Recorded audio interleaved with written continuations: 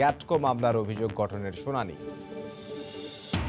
এবং ভিসা চালু হওয়ার পর আবারও বাড়ছে বিদেশে গিয়ে চিকিৎসা নেওয়ার সংখ্যা। প্রতি বছর চলে যাচ্ছে ৩০ থেকে ৩৫ হাজার কোটি টাকা। দেশে সেবার মান খারাপ ও ব্যয় বেশি কারণ।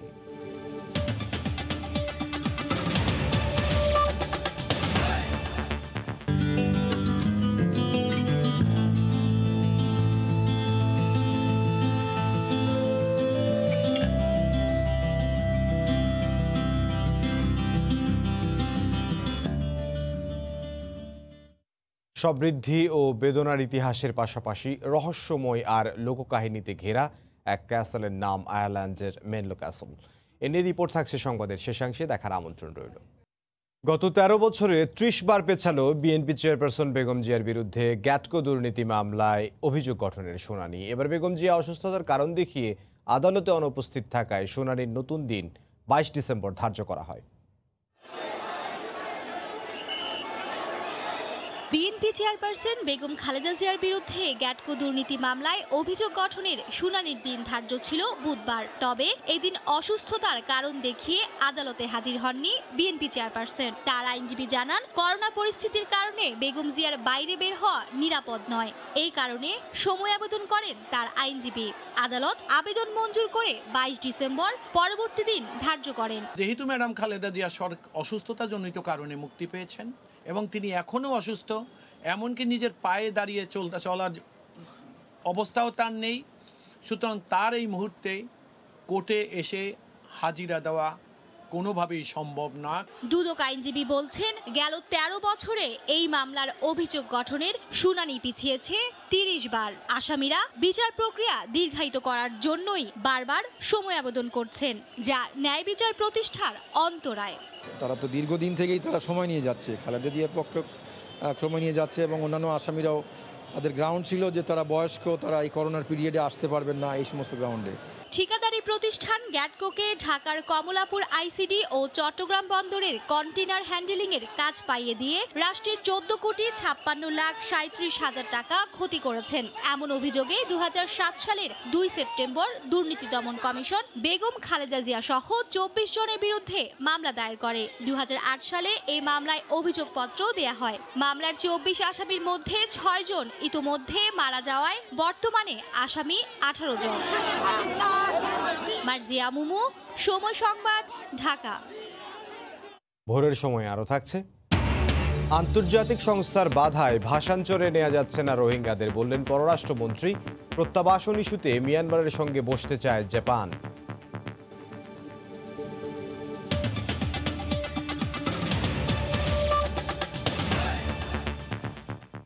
করোনায় শিক্ষার্থীদের কাছ থেকে টিউশন ফি ছাড়া অন্য কোনো ধরনের ফি নেওয়া যাবে না বলে নির্দেশনা দিয়েছে মাধ্যমিক ও উচ্চশিক্ষা অধিদপ্তর।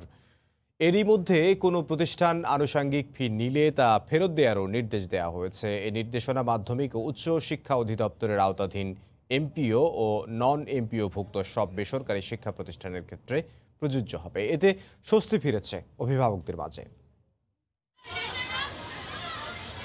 করোনা মহামারীতে ১৭ মার্চ থেকে দফায় দফায় ঘোষণায় বন্ধ রয়েছে শিক্ষা প্রতিষ্ঠান। সব স্তরের শিক্ষার্থীদের শিক্ষা জীবনে নেমে এসেছে স্থবিরতা।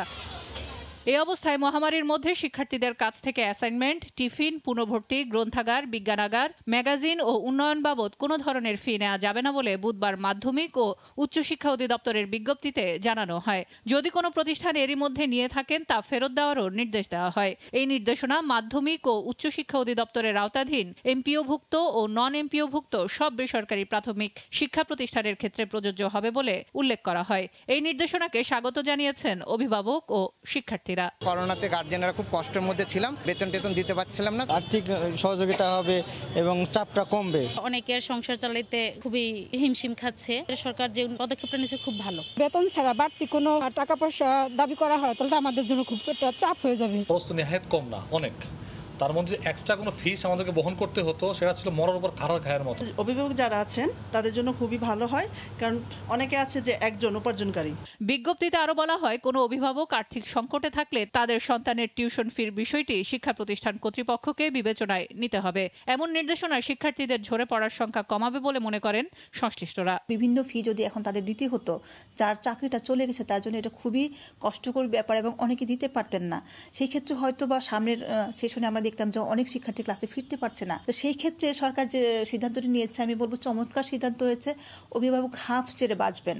2021 সালের শুরুতে যদি কোভিড-19 পরিস্থিতি স্বাভাবিক হয়, তবে সব ধরনের যৌক্তিক ফি গ্রহণ করা যাবে বলেও বিজ্ঞপ্তিতে জানানো হয়। সেলিয়া সুলতানা, সময় সংবাদ, ঢাকা। 2 মাস কিছুটা ঝিমে তালে চলার পর দেশে আবারও বেড়েছে করোনার পরীক্ষার সংখ্যা ও শনাক্তের হার। টানা 3 দিন শনাক্তের হার 2000-এর বেশি। স্বাস্থ্য অধিদপ্তরের হিসেবে গতকাল দুপুর পর্যন্ত সবশেষ 24 ঘন্টায় করোনায় মারা গেছেন 21 জন। এ নিয়ে দেশে মোট মৃতের সংখ্যা দাঁড়ালো 6275 জনে। শনাক্ত হয়েছেন 2111 জন। এদিকে মাস্ক ব্যবহার নিশ্চিত করতে রাজধানীতে ভ্রাম্যমাণ আদালত পরিচালনা করেছে ঢাকা জেলা প্রশাসন। আবারও যেন ভয়াবহতার দিকে ছুটছে করোনা। গত 7 দিনের হিসেব দেখলেই বোঝা যায় দেশে কিছুটা হলেও বাড়ছে কোভিড-19।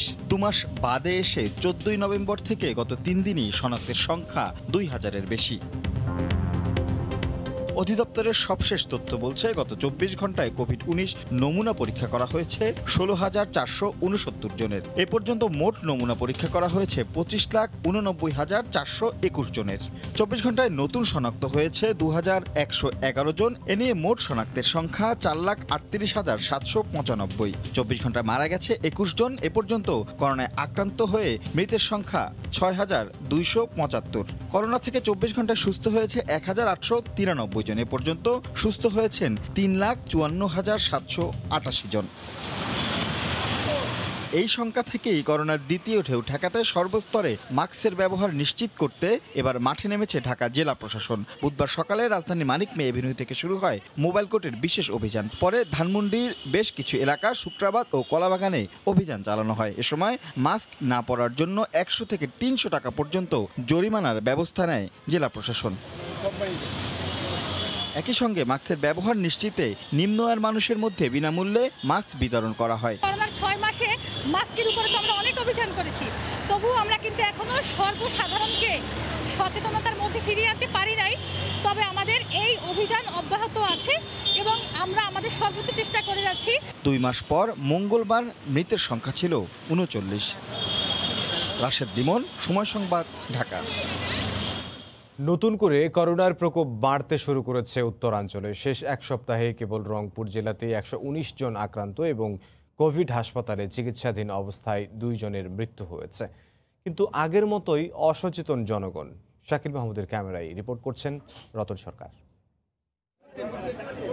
মাস্ক না পরার শত অজুহাত, জনসমাগম স্থলে ঘুরে বেড়ানো লোকজনের। করোনা প্রতিরোধে সবচেয়ে কার্যকরী এই মাস্কের ব্যবহার নিশ্চিত করতে দীর্ঘদিন ধরে প্রচারণা চলছে। শীতে করোনার দ্বিতীয় ঢেউ মোকাবেলায় মাস্ক ব্যবহারকেই গুরুত্ব দিয়ে ভ্রাম্যমাণ আদালত পরিচালনা করে জরিমানা আদায় শুরু করেছে প্রশাসন। কিন্তু উদাসীনতা কমছেই না। সরি ভাই, কথা বলতে বলতে আসলাম তো এই জন্য। গরম লাগতেছে এই জন্য সাইডে ফিস। মাস্ক তো আছে, মাস্ক পড়তেছে। এখন ঘটনা হচ্ছে যে মাঝে মাঝে পড়া লাগে তো। আমরা যারা সচেতন তারা ঠিকই লাগাইছে, কিন্তু অনেকে আছে না বুঝেই বুঝতেছে না, সে লাগাচ্ছে না। 2-1টি ব্যতিক্রম ছাড়া এবারও মহামারীর মতো এই সংকটে সম্মুখ সারিতে নেই বেসরকারি স্বাস্থ্যসেবা খাত। তাই কারো কারো কণ্ঠে আত্মসমালোচনা। বেসরকারি খাতগুলো দায়সারা ভাবে এবং দায়িত্ব জ্ঞানহীনভাবে জনগণকে স্বাস্থ্যসেবা থেকে বিরত থেকেছে। আমি মনে করি যে বেসরকারি পর্যায়েও যথেষ্ট যোগ্যতা তৈরি হয়েছে সহযোগিতা করবার জন্য এবং আমরা প্রস্তুত রয়েছি। সিভিল সার্জন গত 7 দিনে রংপুর জেলাতেই 119 জন আক্রান্ত এবং কোভিড হাসপাতালে চিকিৎসাধীন অবস্থায় 2 জনের মৃত্যুর খবর দিয়ে জানালেন, করোনার দ্বিতীয় প্রকোপ শুরু হয়েছে। নতুন রোগী 119 জন, মারা গেছেন 2 জন। দ্বিতীয় ফেজ আসলেও আমরা এটা সামনে নেব আশা করি। যে হাসপাতাল আছে সেই হাসপাতালের পর্যাপ্ত পরিমাণে আমাদের প্রস্তুতি আছে। সরকারিভাবে প্রতিষ্ঠিত করোনা ডেডিকেটেড হাসপাতালে কোভিড আক্রান্ত গুরুতর রোগী ভর্তি রয়েছেন 24 জন। রতন সরকার, সময় সংবাদ, রংপুর। করোনায় কয়েক মাস বন্ধ থাকার পর মেডিকেল ভিসা চালু হওয়ায় আবারও বিদেশমুখী হচ্ছেন অনেক রোগী। বরাবরের মতো বেশিরভাগই যাচ্ছেন পাশের দেশ ভারতে। স্বাস্থ্য খাতের গবেষকরা বলছেন, দেশের বেসরকারি হাসপাতালের সেবার মান ও ব্যয়ের উপর সরকারের তদারকির অভাবে বিদেশগামী রোগীর সংখ্যা বাড়ছে। আর এতে প্রতি বছর ৩০ থেকে ৩৫ হাজার কোটি টাকা চলে যাচ্ছে দেশের বাইরে। হরিপদ সাহার রিপোর্ট। ফাতেহা বেগম কয়েক বছর আগে মেরুদণ্ডের নিচের দিকের হাড় ডিসপ্লেসড হয়ে গুরুতর অসুস্থ হন। পাশের দেশ ভারতে অস্ত্রোপচারের পর স্বাভাবিক জীবনে ফেরেন। তবে এখন নতুন শারীরিক সমস্যায় ভুগছেন। দেশে রোগ নির্ণয়ে কুলকিনারা করতে না পারায় আবারও প্রস্তুতি নিচ্ছেন ভারতে যাওয়ার। পেট ফুলে যাচ্ছে, পেটের কারণে গ্যাস হয়ে যাচ্ছে। এখন ভিতরে কি সমস্যা, কোনো ক্ষত হয়েছে না লিভারের কোনো সমস্যা হয়েছে, এটার জন্য আমরা এন্ডোস্কোপি করিয়েছি। তারা কোনো রোগ খুঁজে পাচ্ছে না। যদি পারি ভিসাটা পাই তাহলে আম্মাকে নিয়ে ইন্ডিয়া দেখাবো। করোনা মহামারীতে দীর্ঘদিন বন্ধ থাকার পর ভারত, সিঙ্গাপুরের মতো দেশ মেডিকেল ভিসা দেয়া শুরুর পর চিকিৎসা নিতে অনেকেই যাচ্ছেন ও যাওয়ার প্রস্তুতি নিচ্ছেন। বাংলাদেশে তো আমার কোনো চিকিৎসা হইল না, আনফিট করে দিল, রিংও পড়াইল না, সার্জারিও করলো না। যে করোনার কারণে যেতে পারি নাই, এখন খুলছে যেহেতু এখন আশা করতেছি যে যাবার জন্য চেষ্টা করবো ইনশাল্লাহ। বিদেশগামী রোগীদের সিংহভাগই যায় পাশের দেশ ভারতে। সে দেশের অনেক হাসপাতালও প্রতি বছর বাংলাদেশ থেকে যাওয়া কয়েক লাখ রোগীর ওপর নির্ভর করে ব্যবসা চালিয়ে যাচ্ছে। দেশের চিকিৎসায় আস্থা সংকটের কারণেই বড় অঙ্কের বৈদেশিক মুদ্রা বাইরে চলে যাচ্ছে বলে মনে করেন বিশেষজ্ঞরা। সেকেন্ডারি বা টারশিয়ারি স্বাস্থ্য সেবার জন্য যে বেশিরভাগ বিদেশে যায়, সেগুলো মূলত কিন্তু প্রাইভেট সেক্টরে বেশি। এখন সরকারের এই যে প্রাইভেট সেক্টরের যে অ্যাকাউন্টেবিলিটি, তার কৈফিয়ত দেওয়ার যে একটা বিষয়, শাস্তি পুরস্কারের বিষয়, এই বিষয়গুলো একদমই নেই। প্রাইস, তার সঙ্গে মান এবং প্রাপ্তি, তার মধ্যে আসলে মিল নেই এবং সেজন্য বহু লোকের আস্থাহীনতা তৈরি হয়েছে। লেটেস্ট আমরা যেটা দেখেছি সেটা হলো $4 বিলিয়ন প্রতি বছর চলে যাচ্ছে। এর আগে আমরা যেটা দেখেছি 2-3 বছর আগের একটা রিপোর্ট, সেটা প্রায় $2.5 বিলিয়ন প্রতি বছর স্বাস্থ্যসেবা নেওয়ার জন্য বিদেশে চলে যাচ্ছে আর কি। হ্যাঁ, তো আমার মনে হয় যে এক্সাক্ট পরিসংখ্যানটা আরও বেশি। রোগীদের বিদেশ যাওয়ার প্রবণতা রুখতে দেশে হাসপাতালের অবকাঠামো উন্নয়নের সাথে সাথে চিকিৎসা সেবাদানকারীর সংখ্যাও আন্তর্জাতিক মানদণ্ড অনুযায়ী বাড়াতে হবে বলে মনে করেন পর্যবেক্ষকরা। হরিপদ সাহা, সময় সংবাদ, ঢাকা। সিনিয়র এএসপি আনিসুল করিম হত্যা মামলায় জাতীয় মানসিক স্বাস্থ্য ইনস্টিটিউটের রেজিস্ট্রার আবদুল্লাহ আল মামুনকে গ্রেফতারের প্রতিবাদে কর্মবিরতি পালন করেছেন হাসপাতালটির চিকিৎসক ও নার্সরা। গতকাল সকাল 10টা নাগাদ কর্মবিরতিতে যান তারা। এ সময় পরিচালকের কার্যালয়ের সামনে তারা অবস্থান নেন। তাদের দাবি, রেজিস্ট্রার আবদুল্লাহকে উদ্দেশ্য প্রণোদিতভাবে এই মামলায় জড়ানো হয়েছে। তারা বলেন, এএসপি আনিসুলের পরিবারের ইচ্ছাতেই তাকে মাইন্ড এইড মাদকাসক্তি ও মানসিক চিকিৎসা কেন্দ্রে নেওয়া হয়। এজাহারে নাম না থাকলেও এএসপি আনিসুল করিম হত্যা মামলায় মঙ্গলবার গ্রেফতার করা হয় মানসিক স্বাস্থ্য ইনস্টিটিউটের রেজিস্ট্রারকে। এদিকে একই মামলায় বুধবার হাইকোর্ট থেকে আগাম জামিন নিয়েছেন চিকিৎসক নুসরাত ফারজানা।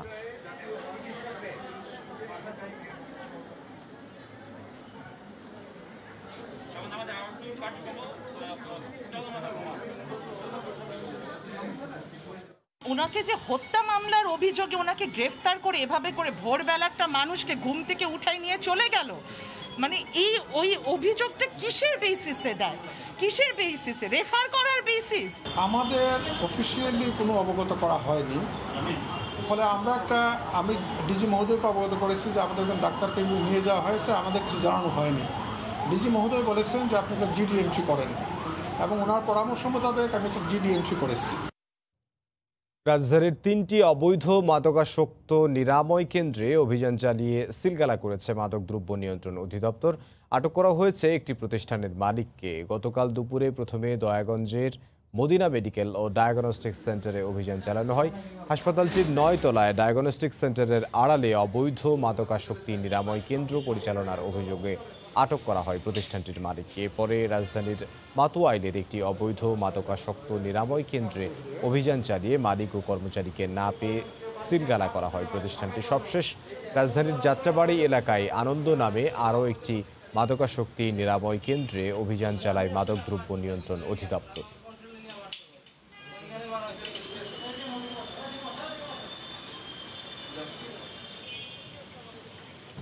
আমি নেশা করি 40 বছর যাবৎ।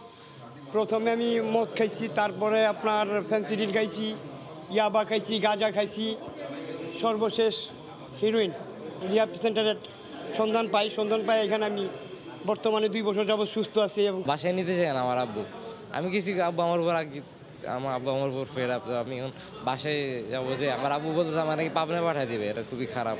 সবে মাত্র আমাদের 10 দিন হয়েছে, আমরা অনেক কাগজপত্র নিজেরা জোগাড় করছি যে জমা দিব, তবে ট্রেড লাইসেন্স কারণে আমরা পারতেছি না, কারণ ট্রেড লাইসেন্সটা আমাদের দিলে আমরা কাগজগুলো জমা দিব। যে সমস্ত মাদকাসক্তি নিয়ামক কেন্দ্রের লাইসেন্স নাই, সেই সমস্ত নিয়ামক কেন্দ্রগুলো আমরা তাদেরকে আইনি আওতায় নিয়ে আসার জন্য, কিন্তু সেখানে কোনো আমরা মনোচিকিৎসক পাইনি, কোনো মেডিকেল অফিসার পাইনি, এবং তারা মাদকদ্রব্য নিয়ন্ত্রণ অধিদপ্তর থেকে লাইসেন্স প্রাপ্ত কোনো প্রতিষ্ঠান নয়। ফলে আমরা প্রতিষ্ঠানটি সিলগালা করে দিয়েছি। আন্তর্জাতিক সংস্থাগুলোর বাধার কারণে ভাষাঞ্চলে রোহিঙ্গাদের প্রত্যাবাসন শুরু করা যাচ্ছে না বলে জানিয়েছেন পররাষ্ট্রমন্ত্রী। তাদের নিজ দেশে ফিরে যেতে মিয়ানমারের সঙ্গে আলোচনা করতে চীনের পাশাপাশি জাপানও আগ্রহ দেখিয়েছে বলে জানান তিনি। গতকাল দুপুরে ঢাকা রিপোর্টার্স ইউনিটির মিট দ্য রিপোর্টার্স অনুষ্ঠানে অংশ নিয়ে তিনি একথা বলেন। এ সময় সহসা তিস্তা চুক্তির আশা নেই বলেও জানান মন্ত্রী। চুক্তির পরও মিয়ানমারে ফিরে যাওয়া শুরু না হওয়ায় ভাষাঞ্চরে রোহিঙ্গাদের প্রত্যাবাসনের পরিকল্পনা শুরু করে বাংলাদেশ। তৈরি করা হয় উন্নত নতুন অবকাঠামো, তবে সেটাও আটকে আছে জাতিসংঘ, UNHCR এর মতো আন্তর্জাতিক সংস্থাগুলোর বাধার কারণে। এইসব আপত্তি কাটিয়ে প্রত্যাবাসনে দৃঢ় অবস্থানের কথা জানান পররাষ্ট্রমন্ত্রী। ইন্টারন্যাশনাল এনজিও, বহু এনজিও তারা ওখানে খুব বাধা দিচ্ছেন, বারবার বাধা দিচ্ছেন, যে তিনারা মনে করেন যে এইটা একটা আইসোলেটেড আইল্যান্ড। তারা এখনো মনে করেন বেসে যাবে। কবে নিব জানি না, বাট উইল ডু ইট।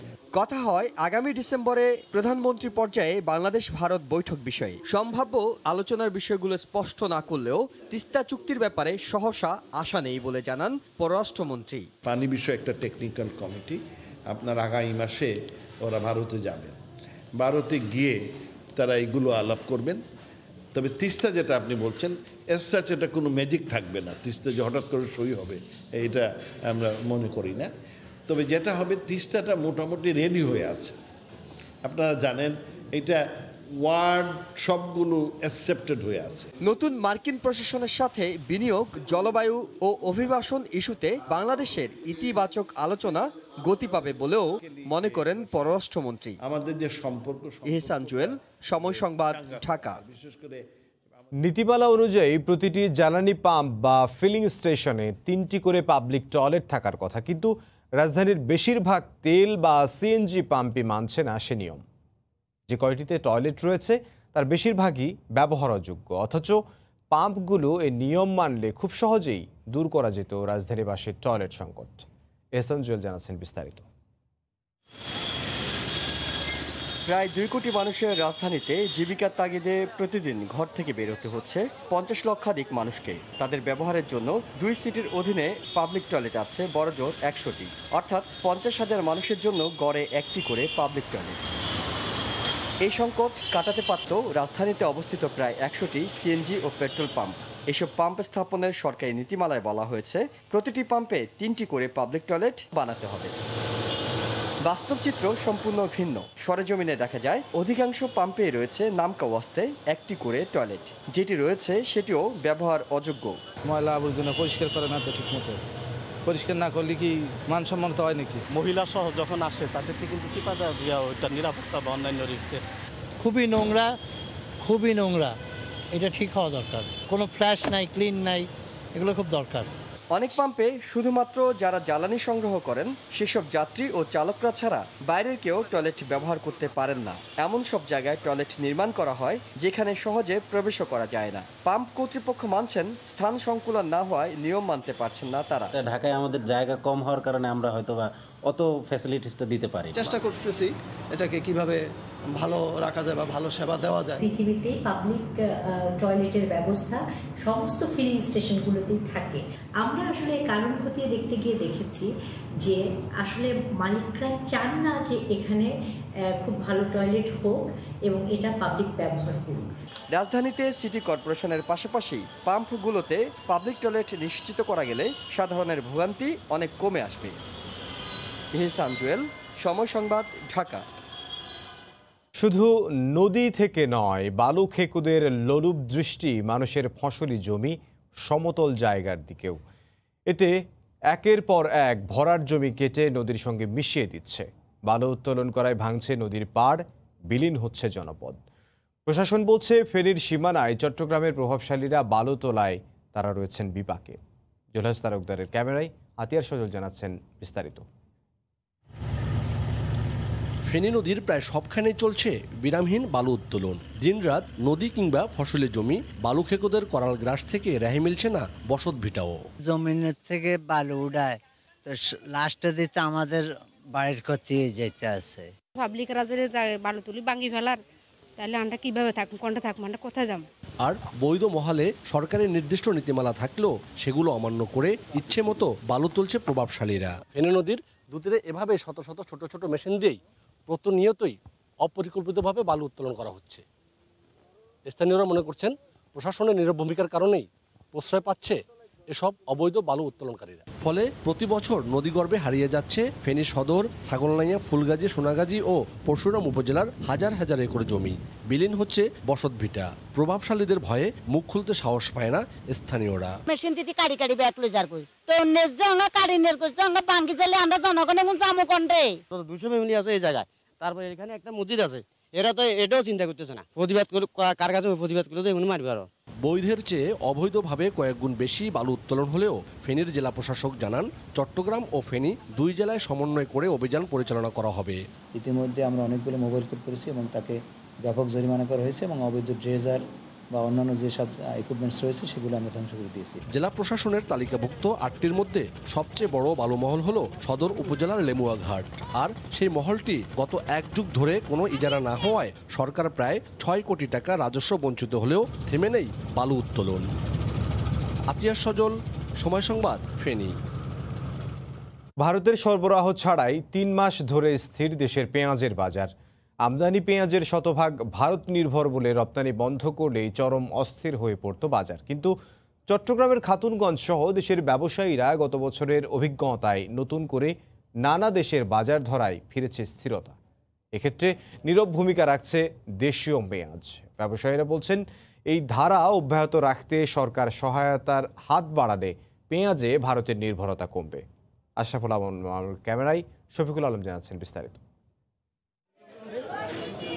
টানা 2 বছর হঠাৎ করে ভারত পেঁয়াজ রপ্তানি বন্ধ করলে লাগামহীনভাবে বেড়ে অস্থিরতার সৃষ্টি হয় দেশের বাজারে। প্রথমবার কেজিতে 300 ঠেকলেও দ্বিতীয়বার 100 পর্যন্ত ঠেকে। এই অবস্থায় নতুন নতুন দেশের বাজার ধরে খাতুনগঞ্জের ব্যবসায়ীরা। ইন্ডিয়া কন্টিনিউ পুরো বন্ধ করে রেখে দেয়, তারপরও বাংলাদেশ ভালো থাকবে। 8 দেশ থেকে পেঁয়াজ এখন বর্তমান বাংলাদেশের মার্কেটে আছে। ইন্ডিয়ান স্যার, আমরা ইন্ডিয়ান নির্ভর স্যার, আমরা স্বনির্ভর, নিজেরা স্বনির্ভর হতে পারবো ইনশাল্লাহ। তবে বাজার স্থিতিশীল রাখার পেছনে নীরব ভূমিকা রাখছে দেশীয় পেঁয়াজ। দেশি পেঁয়াজ যেভাবে উৎপাদন হচ্ছে এভাবে উৎপাদন হলে আমাদের ভারতের উপর নির্ভর করতে হবে না। ভারত ছাড়া চলা যাবে, সমস্যা নাই। তবে আমাদের এই ধরেন এই দেশি মালটার উপর নজর দিতে হবে। আমদানিকারকরা বলছেন এই ধারা অব্যাহত রাখতে পারলে ভারতের উপর নির্ভরতা কমবে। বিভিন্ন দেশ থেকে আমদানি করা পেঁয়াজ আনতে পারে বা ওয়ে চিনিয়ে গেছে, প্লাস আমাদের দেশে পর্যাপ্ত পরিমাণ পেঁয়াজ উৎপাদন হচ্ছে, যার কারণে ভারত নির্ভরশীল আমরা থাকবো না, নাই। এই অবস্থায় 11টি দেশের বাজার ধরে রাখতে সরকারের হস্তক্ষেপ কামনা করেছেন এই ব্যবসায়ী নেতা। সরকার যদি ব্যবসায়ীদের সুনজর না দেখে আর্থিক সহযোগিতা না করে, তাহলে ভবিষ্যতে সংকট হলে আমদানিরা তখন আমদানি করতে উৎসাহ হবে না। গত সেপ্টেম্বর ভারত পেঁয়াজ রপ্তানি বন্ধের পর মিশর, তুরস্ক ও পাকিস্তান সহ বিশ্বের বিভিন্ন দেশ থেকে আমদানির অনুমতিপত্র খোলেন ব্যবসায়ীরা। এরপরই কেজি সহনীয় মাত্রায় নেমে আসে পেঁয়াজের দাম। ভারত পেঁয়াজ রপ্তানি বন্ধের পর পেঁয়াজের দাম বাড়লেও বিশ্বের বিভিন্ন দেশে বাজার ধরার কারণে নিয়ন্ত্রণে এসেছে পেঁয়াজের বাজার। এর পিছনে সবচেয়ে বড় ভূমিকা রেখেছে দেশীয় পেঁয়াজ। শফিকুল আলম, সময় সংবাদ, চট্টগ্রাম। মুন্সিগঞ্জের ধলগাঁও সবজির হাটে শীতের হরেক রকম সবজি উঠতে শুরু করেছে। এখানে কীটনাশকের ব্যবহার ছাড়া জৈব সারে উৎপাদিত সবজি কিনতে দূর দূরান্ত থেকে আসেন অনেক ক্রেতা। এই মুহূর্তে ধলগাঁও হাটে আছেন সহকর্মী নাসিরুদ্দিন উজ্জ্বল। যাব তার কাছে। উজ্জ্বল, ইমদাদ, এখানে কিন্তু শীতের সবজি একেবারে সমারোহ। বেগুন, লাউ, ফুলকপি থেকে শুরু করে হরেক রকমের সবজিতে কিন্তু পুরো ধলাগাঁও বাজার ভরে গেছে এবং এখানে কৃষক কিন্তু সরাসরি তাদের উৎপাদিত এসব তাজা ফ্রেশ সবজি নিয়ে কিন্তু এই হাটে আসছে। আমরা মজিবুর নামে একজন এই বেগুন চাষিকে পেয়েছি। তিনি 28 শতক জমিতে বেগুন রোপণ করেছেন। আজকে তিনি 94 কেজি বেগুন এনেছেন এবং তিনি 40 টাকা কেজি দরে পাইকারি বেগুন বিক্রি করছেন। আমরা কথা বলছি এই চাষির সঙ্গে। আসসালামু আলাইকুম। আমি বাইগুন বেচছি 94 কেজি। আমি 4 ঘন্টা জমিনে খেতি করছি, 40 টাকা কেজি ব্যস্ত আছি আর কি। ধন্যবাদ। মজিবর চাষি বলছিলেন যে তার জমিতে যে বেগুন রোপণ করেছেন এবং খুব খুশি তিনি যে মাত্র যে এই 4 ঘন্টা তারা স্থানীয় ভাষায় এটা 28 শতক জমিতে তিনি প্রতিদিন এমন বেগুন তুলে নিয়ে আসেন এবং এরকম নানা রকম চাষি আছেন কিন্তু তারা সরাসরি এই বাজারে নিয়ে আসছেন নানা রকম সবজি। আপনারা দেখছেন যে সমানে ফুলকপি এই এলাকায় কিন্তু প্রচুর এই ফুলকপি হয় এবং যেগুলো জৈব সারে উৎপাদিত এইসব ফুলকপির কদর কিন্তু অনেক বেশি। রাজধানী ঢাকা সহ বিভিন্ন অঞ্চলে কিন্তু এই ধালাগাঁও বাজার থেকে এই ফুলকপি যায়। এই অঞ্চলের খুবই উর্বর এবং এই ভৌগোলিক কারণে কিন্তু এই অঞ্চলের সবজির চাষ বেশি হয়ে থাকে এবং এইসব সবজি কিন্তু দেশের বাইরেও রপ্তানি করা হয় এবং আমরা দেখছি যে ফুলকপির একরকম মেলা বসছে বড় ভ্যানে। আমরা দেখছি যে কি চমৎকার করে সাজিয়ে নেওয়া হয়েছে এবং এগুলো কিন্তু পাইকারি হাটে বিক্রি হচ্ছে। আমরা আলাপ করছিলাম, বলছিলেন যে প্রতি বড় বড় এরকম ফুলকপি 20 থেকে 30 টাকা প্রতি পিস হিসাবে কিন্তু বিক্রি করা হচ্ছে এবং প্রচুর কিন্তু ফুলকপির পাশাপাশি এখানে লাউ উঠেছে। সেই লাউ আমরা দেখতে পাচ্ছি যে তাদের সঙ্গে কথা হচ্ছিল যে কদিন আগেও এসব লাউ 70 টাকা দরে বিক্রি হতো, আজকে কিন্তু 20, 25, 30 এরকম দরে লাউ বিক্রি হচ্ছে। মিষ্টি কুমড়া এসছে এবং এই যে আপনারা দেখছেন যে লাউ আমরা কিন্তু ভোর থেকে দেখছিলাম যে লাউ এখানে এসছে এবং এগুলো যারা নাকি বিভিন্ন স্থান থেকে পাইকারি কিনতে এসছেন তারা কিন্তু এগুলো কিনে নিয়ে যাচ্ছেন কৃষকদের থেকে এবং এই ফ্রেশ লাউ, এসব লাউ কিন্তু ইউরোপে যায়, একটা নির্দিষ্ট সাইজ আছে, ওই সাইজ অনুযায়ী কিন্তু ইউরোপে পাঠানো হয় এবং এই অঞ্চলে এইসব সুস্বাদু কিনবার জন্য কিন্তু এই বিভিন্ন অঞ্চলের যে শুধু খুচরা বিক্রেতারা আসেন তা নয়, অনেক শৌখিন ক্রেতারাও আসছেন এখানে। আমরা এই যে লাউয়ের যে বড় বড় ঝুড়ি সাজানো এবং পাশাপাশি লাউয়ের ডগা সেগুলো কিন্তু আমরা দেখতে পাচ্ছি এবং এই বাজারে কিন্তু আজকে আমরা দেখছি অনেক মূলা উঠেছে। এখানে কিন্তু প্রতি যে বড় চাঙ্গারি করে বিক্রি করছে, এক চাঙ্গারি যেই মূলা, সেই মূলা তারা বলছিলেন যে 500 টাকা বিক্রি করছেন এবং প্রতিটি যে মূলার আটি, একটি আটিতে 12-13টি করে মূলো আছে। এই মূলা কিন্তু মাত্র 10 থেকে 15 টাকা করে বিক্রি করছেন এবং এই শীতের যে এই লাল শাক তারা বলছিলেন 5 টাকা কেজি দরে বিক্রি করছেন এবং প্রচুর এই শীতের সবজি উঠবার কারণে কিন্তু বাজারে এই সবজির দাম অনেকটা নিয়ন্ত্রণে চলে এসছে এবং ক্রেতারা খুশি যে এত ফ্রেশ সবজি তারা অনেকটা সস্তায় কিনতে পারছেন এবং এই যে পাইকারি দর এইটা কিন্তু আবার খুচরা দর অনেক বেড়ে যায়। দেখা যায় যে এখানে যে বেগুন 40 টাকা কেজি বিক্রি হচ্ছে সেগুলো কিন্তু খুচরা দরে নিয়ে অনেক ক্ষেত্রে আরো বাড়িয়ে দেওয়া হচ্ছে, কিন্তু সেই মাত্রাটা বেশি খুচরা বাজারে বলছিলেন যে 60 টাকা কেজি দরে এরকম কালো যে ফ্রেশ বেগুন সেটি বিক্রি করেন। আর লাউ যে এত সস্তা এখানে এবং জালি কোমর যেটা আমরা বলছিলাম যে 20 থেকে 25 টাকা করে কিন্তু ফ্রেশ জালি কোমর বিক্রি হচ্ছে এখানে এবং মিষ্টি কোমরের কিন্তু প্রচুর আমরা সরবরাহ দেখছি এই বাজারে এবং লাল শাক, লাউ শাক, পালং শাক, নানা রকমের সবজির সমারোহ হয়েছে এবং একটা প্রধান সড়কের মধ্যে কিন্তু এই বাজারটি বসছে এবং এই ভোরের আলো এই যে আমরা একজন চাষির সঙ্গে কথা বলবো, তিনি বলছিলেন 30 টাকা খরচ কেজি লাল শাকের কথা বলছিলেন যে মাত্র 5 টাকা করে লাল শাক তারা বিক্রি করছেন। 30 টাকা কেজি আমাদের খরচ গেছে তাদের 30 টাকা করে। আমরা এই চাষির সঙ্গে একটু কথা বলতে চাই যে আপনি এই যে লাল শাক তারা মাত্র 5 বিক্রি করছেন, আমরা তার সঙ্গে কথা বলছি, বেচতে পারতাছি না, শুধু 5 টাকা কেজি, 5 টাকা 30 টাকার উপরে আমাদের এই ফসলের মূল্য পড়ছে কিন্তু আমরা 5 টাকা কেজি দরে বিক্রি করতে পারতাছি না। এই ধন্যবাদ আপনাকে। যে কৃষক বলছিলেন যে তারা যে জৈব সারে তারা এই উৎপাদন করেছেন, তাদের এই লাল শাক উৎপাদনে খরচ পড়েছে অন্তত 30 টাকা, কিন্তু তারা সেখানে মাত্র 5 টাকা কেজি দরে এই লাল শাক বিক্রি করছেন। এবং এই তারা যে লাল শাক শুধু এমন নয়, পুঁই শাক, পালং শাক এবং মূলা শাক, ডাঁটা শাক, নানা রকমের শাক তারা কিন্তু এখানে নিয়ে এসছেন। এবং এইসব সবজির সমারোহের মধ্যে কিন্তু এখানকার যে বিখ্যাত আলু, এই দেশের সর্ববৃহৎ যে আলু উৎপাদনের জেলায় মুন্সিগঞ্জ, সেখানে কিন্তু আলু উঠেছে, কিন্তু এই আলু কিন্তু পাইকারি বিক্রি হচ্ছে 41 টাকা কেজি দরে। যে এই জমিগুলোতে এই আলু রোপণ করা হচ্ছে সেখানে কিন্তু বীজ কাটা হয়, কাটার পরে যে অতিরিক্ত অংশ থেকে যায় সেটা কিন্তু 26 টাকা কেজি দরে এখানে বিক্রি করা হচ্ছে। এবং এই যে আলুর বাজারটা নিয়ন্ত্রণে না থাকলেও কিন্তু শীতের সব রকম সবজির দাম এখানে কমেছে। এবং এই ধলাগাঁও বাজারকে বলা হয় এই অঞ্চলের সবজির সর্ববৃহৎ বাজার। এই বাজারের সবজির দামের উপরে কিন্তু নির্ভর করে দেশের অন্যান্য অঞ্চলের সবজি বা এই অঞ্চলে পুরো এলাকার দামের উপরে। তো তারা বলছিলেন, আড়তদাররা এখানে বিভিন্ন অঞ্চল থেকে যে আসছেন, তারা বলছেন যে কদিন আগেও যেসব সবজির দাম ছিল অনেক বেশি, সেগুলো কিন্তু এখন অনেক নেমে গিয়েছে। এবং প্রচুর সরবরাহ থাকবার কারণে কিন্তু এইখানে এই সরবরাহের কারণে কিন্তু দাম কমেছে। এবং শত শত কৃষক এখানে সরাসরি সবজি বিক্রি করে এখানে এসছেন। তো এই ছিল এই ধলাগাঁও বাজারের এই সবজির সর্বশেষ খবর। মুন্সিগঞ্জের ধলাগাঁও বাজার থেকে যোগ দিয়েছিলেন সহকর্মী নাসির উদ্দিন উজ্জ্বল। তিনি জানাচ্ছিলেন আমাদেরকে সবজির বেচা বিক্রির সবশেষ খবর। ক্রেতা বিক্রেতাদের হাঁক ডাকে সকাল থেকেই সরগরম হয়ে ওঠে কিশোরগঞ্জের পাকুন্দিয়া উপজেলার তারাকান্দি সবজি বাজার। গ্রামীণ বাজারে সরাসরি জমি থেকে সবজি তুলে নিয়ে আসেন চাষিরা। পর্যাপ্ত সরবরাহ থাকায় কমেছে দামও। কিশোরগঞ্জ থেকে নূর মোহাম্মদের পাঠানো তথ্য ও ছবি নিয়ে রিপোর্ট।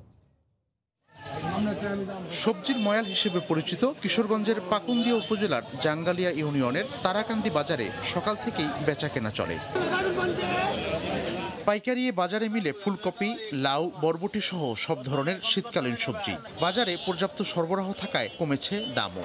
এতে ক্ষতিগ্রস্ত হচ্ছেন বলে জানান কৃষকেরা। বেচাকেনা মোটামুটি ভালোই চলছিল, এখন বর্তমানে বাজারটা একটু কম। 50 টাকা 60 টাকা করে বিক্রি করতে হইতেছে। এখন এই দামে শাক বিক্রি করলে তো আর পোষে না।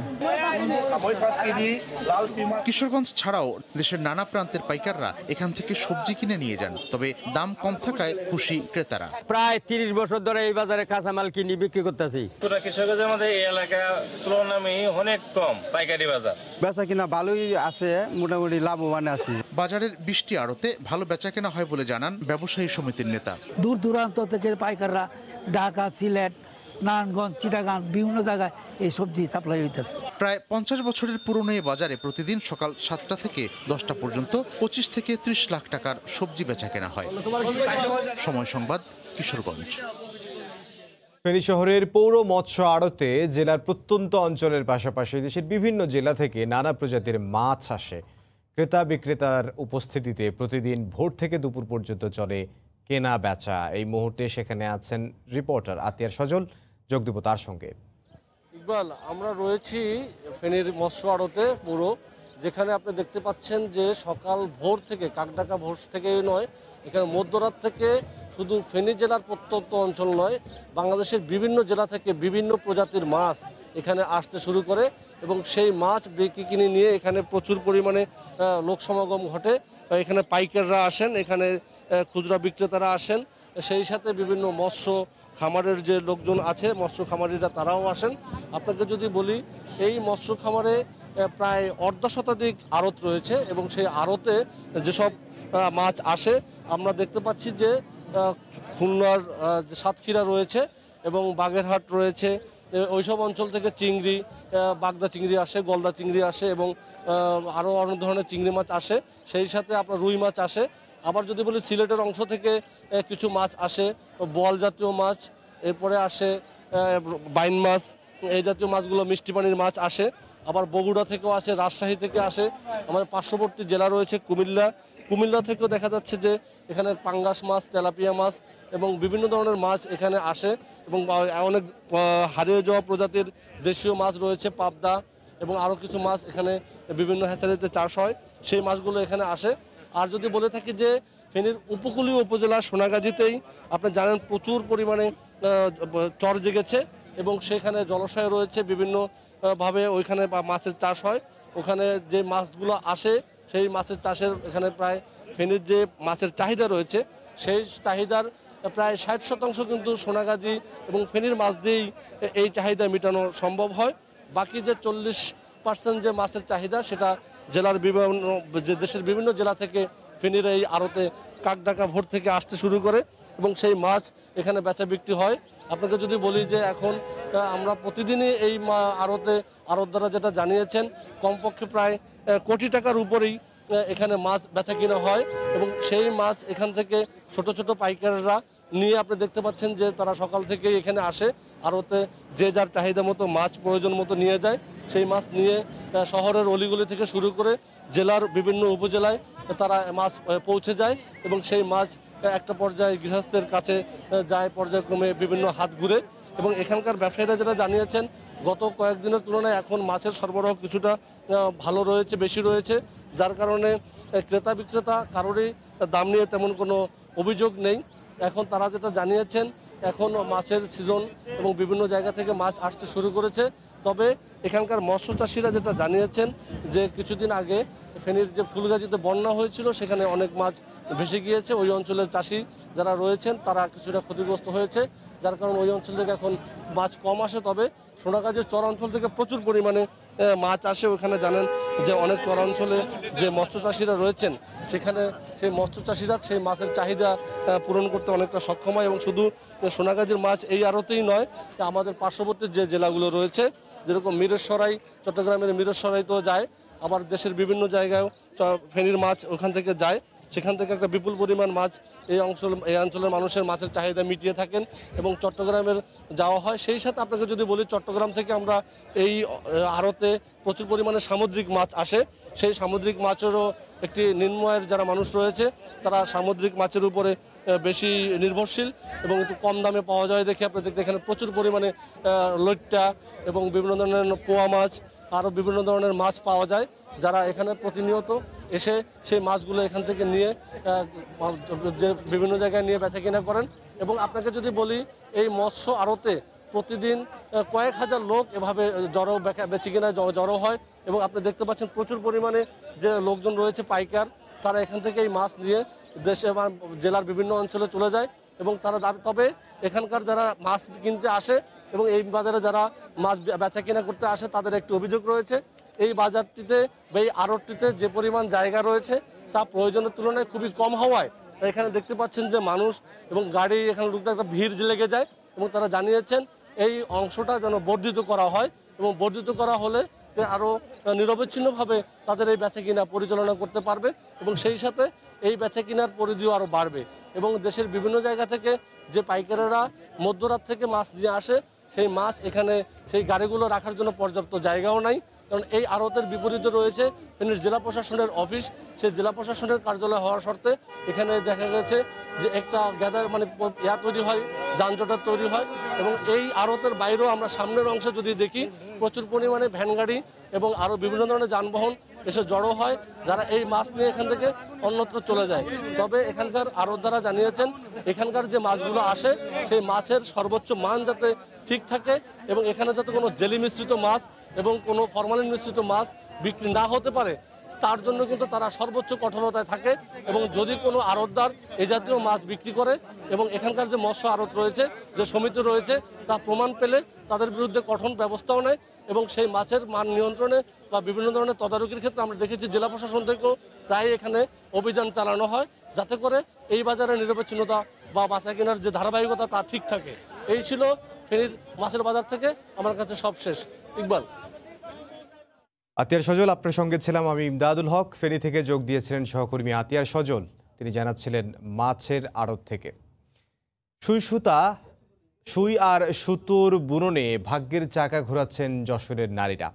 পরিবার সামলিয়ে অবসরে মনের ক্যানভাসে রং দিয়ে নকশি কাঁথা বুনে দারিদ্র্য বিমোচন ও কর্মসংস্থান সৃষ্টিতে সম্ভাবনার নতুন দ্বার উন্মোচন করেছেন। সময়ের হাত ঘুরে বর্তমানে ক্ষুদ্র ও মাঝারি শিল্পে পরিণত হয়েছে এই কাজ। যশোর থেকে আবুল কালাম আজাদের ছবি ও জুয়েল মৃধার তথ্য নিয়ে রিপোর্ট। সংসারে আর্থিক সচ্ছলতা আনতে যশোরের নারীরা সূচের ফোঁড়ে ফোঁড়ে কাঁথার উপর ফুটিয়ে তুলছেন নানা রঙের ফুল, পাখি, লতাপাতা সহ বিভিন্ন কারুকাজ। গ্রাম বাংলার ঐতিহ্য এই নকশি কাঁথাকে তারা দিয়েছেন বাণিজ্যিক রূপ। বেশ কয়েক বছর ধরে জেলার বিভিন্ন এলাকার দরিদ্র, মধ্যবিত্ত এমনকি শিক্ষিত নারীরাও কারুশিল্পকে পেশা হিসেবে বেছে নিয়ে নিজেদের গড়ে তুলছেন সফল উদ্যোক্তা হিসেবে। কেবল নকশিকাঁথাই নয়, নারীরা তৈরি করছেন বাহারি রং আর নানা ডিজাইনের সালোয়ার কামিজ, বিছানার চাদর, সোফার কুশন, পাপোশ, ওয়ালমেট, পাঞ্জাবি ব্যাগ সহ নানা পোশাক। কাজ শুরু করি প্রথম একটা মেশিন নিয়ে। এখন আমার কাছে প্রায় 300-400 জন কর্মচারী, মানে আমার তার ফিল্ডে কাজ করে। আমি প্রথমে 2-5 পিস করাতাম, কিন্তু এখন আমি হাজার পিস 3 পিস করাচ্ছি। আমি এখন অনেক কিছু করেছি। আমার দেখা দেখি আমাদের দেশে অনেক নারী উদ্যোক্তারাও এগিয়ে আসছে। এসব উদ্যোক্তাদের মাধ্যমে ঘরে বসে থাকা শত শত বেকার নারী কর্মসংস্থানের সুযোগ পেয়ে নিজেদের গড়ে তুলছেন স্বাবলম্বী হিসেবে। ফ্যামিলির কাজের ফাঁকে আমি এই জায়গায় অনেক সময় ব্যয় করি হাতের কাজের জন্য। পড়াশোনার পাশাপাশি হাতে সেলাইয়ের কাজ করি, কাজটা পরিমাপ হিসেবে টাকা দেয়। অবসর সময় কাটানোর জন্য এই হাতে সেলাইটা করি। এই টাকা দিয়ে আমি আমার আম্মু আব্বুকে সাহায্য করি। তবে করোনার প্রভাবে চরমভাবে ক্ষতিগ্রস্ত এই শিল্পকে ঘুরে দাঁড়ানোর জন্য দীর্ঘমেয়াদী সরকারি প্রণোদনার দাবি জাতীয় পুরস্কারপ্রাপ্ত এই নারী উদ্যোক্তার। সরকার যে প্রণোদনা প্যাকেজটা দিচ্ছেন সেটা আমাদের যদি 1 বছর মেয়াদি না করে ওটা 3 বছর বা 5 বছর মেয়াদি করে, তাহলে হয়তো আমরা খুব সহজেই আবার ঘুরে দাঁড়াতে পারবো। গৃহবধূদের নিপুণ ও নিখুঁত হাতের ছোঁয়ায় তৈরি এসব পণ্যের চাহিদা থাকায় এ শিল্পকে ঘিরে যশোরে বর্তমানে কাজ করছেন ছোট বড় 150 শতাধিক নারী উদ্যোক্তা। সময় সংবাদ, যশোর। ভোরের সময় আরো থাকছে। একের পর এক দুর্ঘটনায় 1.5 বছর বন্ধ থাকার পর অবশেষে উড্ডয়নের অনুমতি পেল বোয়িং 737 ম্যাক্স যাত্রীবাহী বিমান। উড়বে শুধু যুক্তরাষ্ট্রে।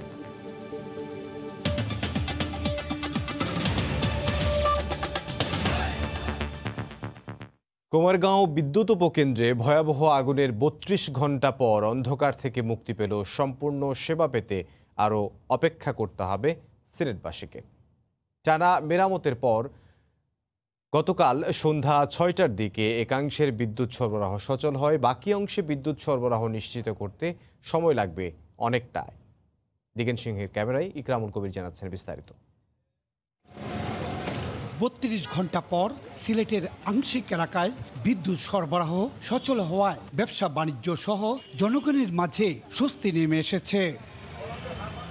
নগরীর পূর্ব অংশে বিদ্যুৎ সরবরাহ সচল করা গেলেও অধিকাংশ এলাকায় এখনো বিদ্যুৎ সরবরাহ না আসায় জনমনে ক্ষোভ দেখা দিয়েছে। গোসল নাই, গাও নাই, কোনো কিছু নাই। এখন কারণ আসছে, আমরা অনেক খুশি। আলহামদুলিল্লাহ, আমাদের খুবই ভালো লাগছে, কিন্তু আরো আগে পাইলে আরো বেশি ভালো লাগতো। আমরা প্রচুর মাল নষ্ট হইছে, আইসক্রিম নষ্ট হইছে, তারপর ব্যবসা বাণিজ্য করতে পারতেছি না। আন্ধারের মধ্যে বসে আছি, খুবই কষ্টকর, ব্যবসা বাণিজ্য নাই। একটা লাইনে আসছে, আমাদের এখানে নাই, আমরা এই জন্য আরো বেশি কষ্ট ওরা পায়, আমরা কি জন্য পাই না। মঙ্গলবার সকাল 11টার দিকে ভয়াবহ আগুন লেগে কুমারগাঁও বিদ্যুৎ উপকেন্দ্রের 2টি ট্রান্সফরমার ও তেল রিজার্ভারে আগুন লেগে যায়। ওই সময় থেকে বিদ্যুৎ সরবরাহ বন্ধ হয়ে যায়। কুমারগাঁও বিদ্যুৎ উপকেন্দ্রের অগ্নিকাণ্ডের বিপর্যয় কাটিয়ে উঠে 32 ঘন্টা পর আমার সামনের অংশের বিদ্যুৎ সরবরাহ নিশ্চিত করা গেলেও এখনও পিছের অংশে বিদ্যুৎ সরবরাহ করা হয়নি। এ অবস্থায় মানুষের ভোগান্তি কমছে না। সিলেটের জিন্দাবাজার পয়েন্ট থেকে ইকরামুল কবির, সময় সংবাদ। ফেনীতে অভিযান চালিয়ে বিচ্ছিন্ন করা হয়েছে অবৈধ গ্যাস সংযোগ। এ সময় ব্যবহারকারীদের জরিমানা এবং এই চক্রের একজনকে 1 মাসের কারাদণ্ড দিয়েছেন ভ্রাম্যমাণ আদালত। গতকাল সকালে সদরের লাল পোলের পাশে পশ্চিম সিলোনিয়া এলাকায় অভিযান চালানো হয়। এতে প্রায় 3 কিলোমিটার অবৈধ গ্যাসের পাইপলাইন উপড়ে ফেলা হয়, বিচ্ছিন্ন করা হয় 14টি গ্যাস সংযোগ। স্থানীয়রা জানান, Bakhrabad gas distribution company Feni অফিসের ঠিকাদার দিদার ও শিমুল মোটা অঙ্কের টাকার বিনিময়ে অবৈধ গ্যাস সংযোগ দিয়ে আসছিল। কোনো রকম নোটিশ না দিয়ে স্থানীয়দের উচ্ছেদের চেষ্টার অভিযোগ তুলে নেত্রকোনায় গুচ্ছগ্রাম প্রকল্পের ভিত্তিপ্রস্তর স্থাপন অনুষ্ঠান পণ্ড করে দিয়েছেন স্থানীয়রা। গতকাল বিকেলে আটপাড়ায় উপজেলার দেওগাঁও গ্রামে এই ঘটনা ঘটে। এই ঘটনায় এ সময় জনগণের তোপের মুখে গাড়ি থেকে না নেমেই ঘটনাস্থল ত্যাগ করতে বাধ্য হন উপজেলা নির্বাহী কর্মকর্তা মাহফুজা সুলতান ও ভূমি সহকারী সুলতানা রাজিয়া। স্থানীয়দের অভিযোগ, ওই এলাকায় দীর্ঘদিন ধরে বসবাসরত ৩৫টি পরিবারকে উচ্ছেদ করে ১২ কাঠা জমিতে গুচ্ছগ্রাম করার উদ্যোগ নিয়েছে স্থানীয় প্রশাসন।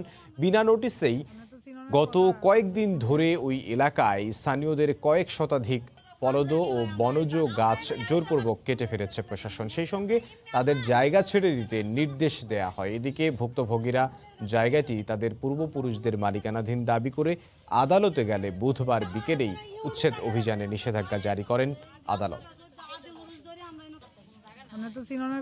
200-250 বছর যাবত এখানে বসবাস করতেছি। তো হঠাৎ করে থানা থেকে টিউনো স্যার এবং এসিলেন্ট স্যার আসলেন, আয়সা হঠাৎ করে আমাদের উপর এভাবে আক্রমণ করলেন যে আমাদের বাড়ি ঘর ভেঙে নিয়ে যাবে। 4-5 দিনের ভিতরে আয়সা দমদম গাছ কাটা শুরু আছে, কোনো কথাবার্তা নাকি।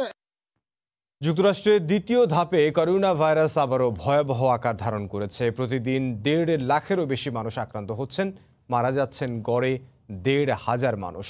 এ অবস্থায় নিউ ইয়র্ক সিটির সব স্কুল বৃহস্পতিবার থেকে বন্ধ ঘোষণা করা হয়েছে। বুধবার মেয়র বিল ডি ব্লাসিও এ ঘোষণা দিয়েছেন। নিউ ইয়র্ক থেকে হাসানুজ্জামান সাকির রিপোর্ট।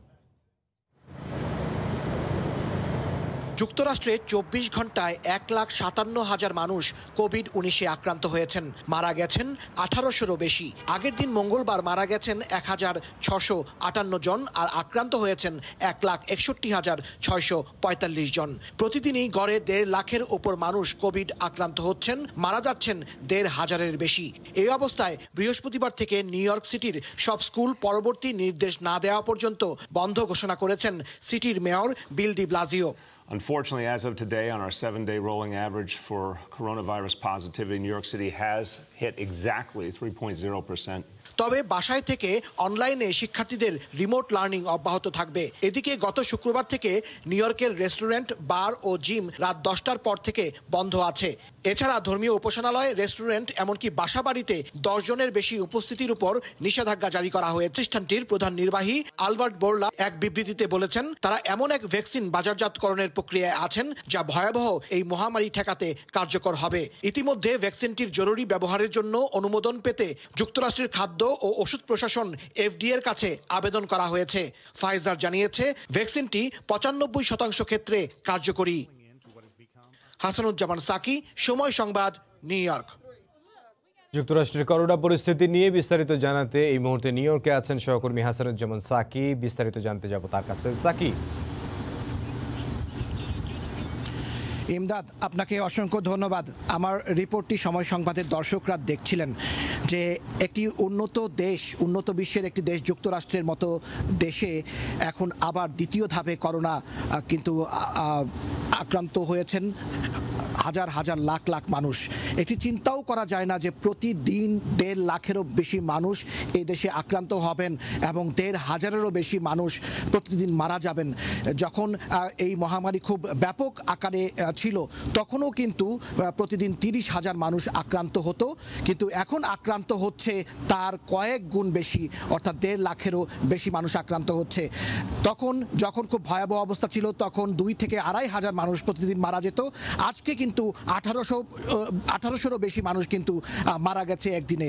এইরকম একটি ভয়াবহ পরিস্থিতির মধ্যে দিয়ে যখন শীত আসবে তখন রোগ সংক্রমণ বিশেষজ্ঞরা কিন্তু বলছিলেন যে আগামী যে আসছে যে শীত, সেই শীতে কিন্তু ভয়াবহ পরিস্থিতি তৈরি হবে। ইতিমধ্যে শীত জেঁকে বসেছে। আপনি দেখতে পাচ্ছেন যে আমার হাতে গ্লাভস পরা, আমার কান ঢাকা, সমস্ত অবস্থা এত যে আমরা 0 ডিগ্রি সেলসিয়াসের তাপমাত্রার মধ্যে কিন্তু আমরা বসবাস করছি। তো এইরকম একটি অবস্থায় এখন যুক্তরাষ্ট্র চলছে এবং সেখানে দ্বিতীয় দফায় করোনা আসছে এবং সেই জায়গায় যে নির্বাচন, সেই নির্বাচনের বিষয়টি নিয়েও কিন্তু এক ধরনের অনিশ্চয়তা দেখা দিয়েছে। সবকিছু মিলিয়ে আমরা এই বিষয়ে কথা বলবো একটু একজন বিজনেস অ্যানালিস্ট, অর্থনৈতিক বিশ্লেষকের সঙ্গে, তার সঙ্গে কথা বলবো। আপনি একটু বলবেন যে এই করোনা মহামারীর মধ্যে যে যুক্তরাষ্ট্রের অর্থনীতি কোথায় গিয়ে দাঁড়াবে? সো আমার মনে হইতেছে একটা দ্বিতীয় একটা ওয়েভ থাকলে করোনা ভাইরাসের জন্য আমরা স্টক মার্কেটে অনেক ধরনের ভলাটিলিটি, অনেক ধরনের আনসার্টেনিটি আমরা দেখতে পারি। Just like March, April, June ওসব মাসে আমরা অনেক জায়গা দেখছি যে অনেকে যে এয়ারলাইনের স্টকস, অনেক লাইক এনার্জি স্টকস অনেক আপ অ্যান্ড ডাউন করতেছিল। সো আই থিঙ্ক ওইটা ভেরি কমনলি হবে next time around. But in terms of like S&P 500, in terms of other stock indexes, ওসব still year to date, 10%, 15% আর একটু বাইরে থাকবে, but overall আমরা still একটা অনেক ধরনের একটা শক দেখবো। জি, আপনাকে অসংখ্য ধন্যবাদ রেদওয়ান হক আপনাকে।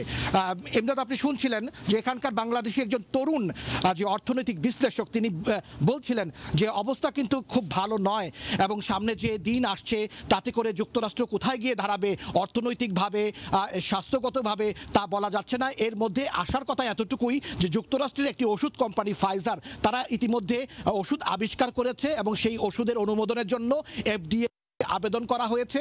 এখন সেই ওষুধটি যদি কার্যকরভাবে প্রয়োগ করা যায় তাহলে হয়তো এই মহামারী থেকে যুক্তরাষ্ট্রের মানুষ বাঁচবে, আর না হলে বাঁচার কোনো অবস্থা এই মুহূর্তে যুক্তরাষ্ট্রের নেই। সব কিছু মিলিয়ে একটা উদ্বেগ, উৎকণ্ঠা এবং আশঙ্কার মধ্যে দিয়ে যুক্তরাষ্ট্রের মানুষ পার করছে।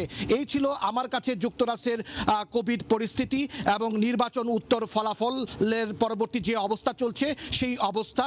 তবে এই কোভিড একটি প্রকৃতির সৃষ্টি ইমদাদ, এবং সেই প্রকৃতির সৃষ্টির কারোর হাতে নয়, কিন্তু যুক্তরাষ্ট্রের রাজনীতিতে এখন যে অস্থিরতা চলছে সেটি কিন্তু মানুষের সৃষ্টি। যুক্তরাষ্ট্রের মানুষ আশা করছে যে এই কোভিড মহামারীর মধ্যে এই ফলাফলের নিয়ে যে যুক্তরাষ্ট্রের প্রেসিডেন্টের যে স্বীকার না করা পরাজয়, সেই স্বীকার না করার এই অবস্থায় পরিস্থিতি আরও খারাপের দিকে নিয়ে যাচ্ছে।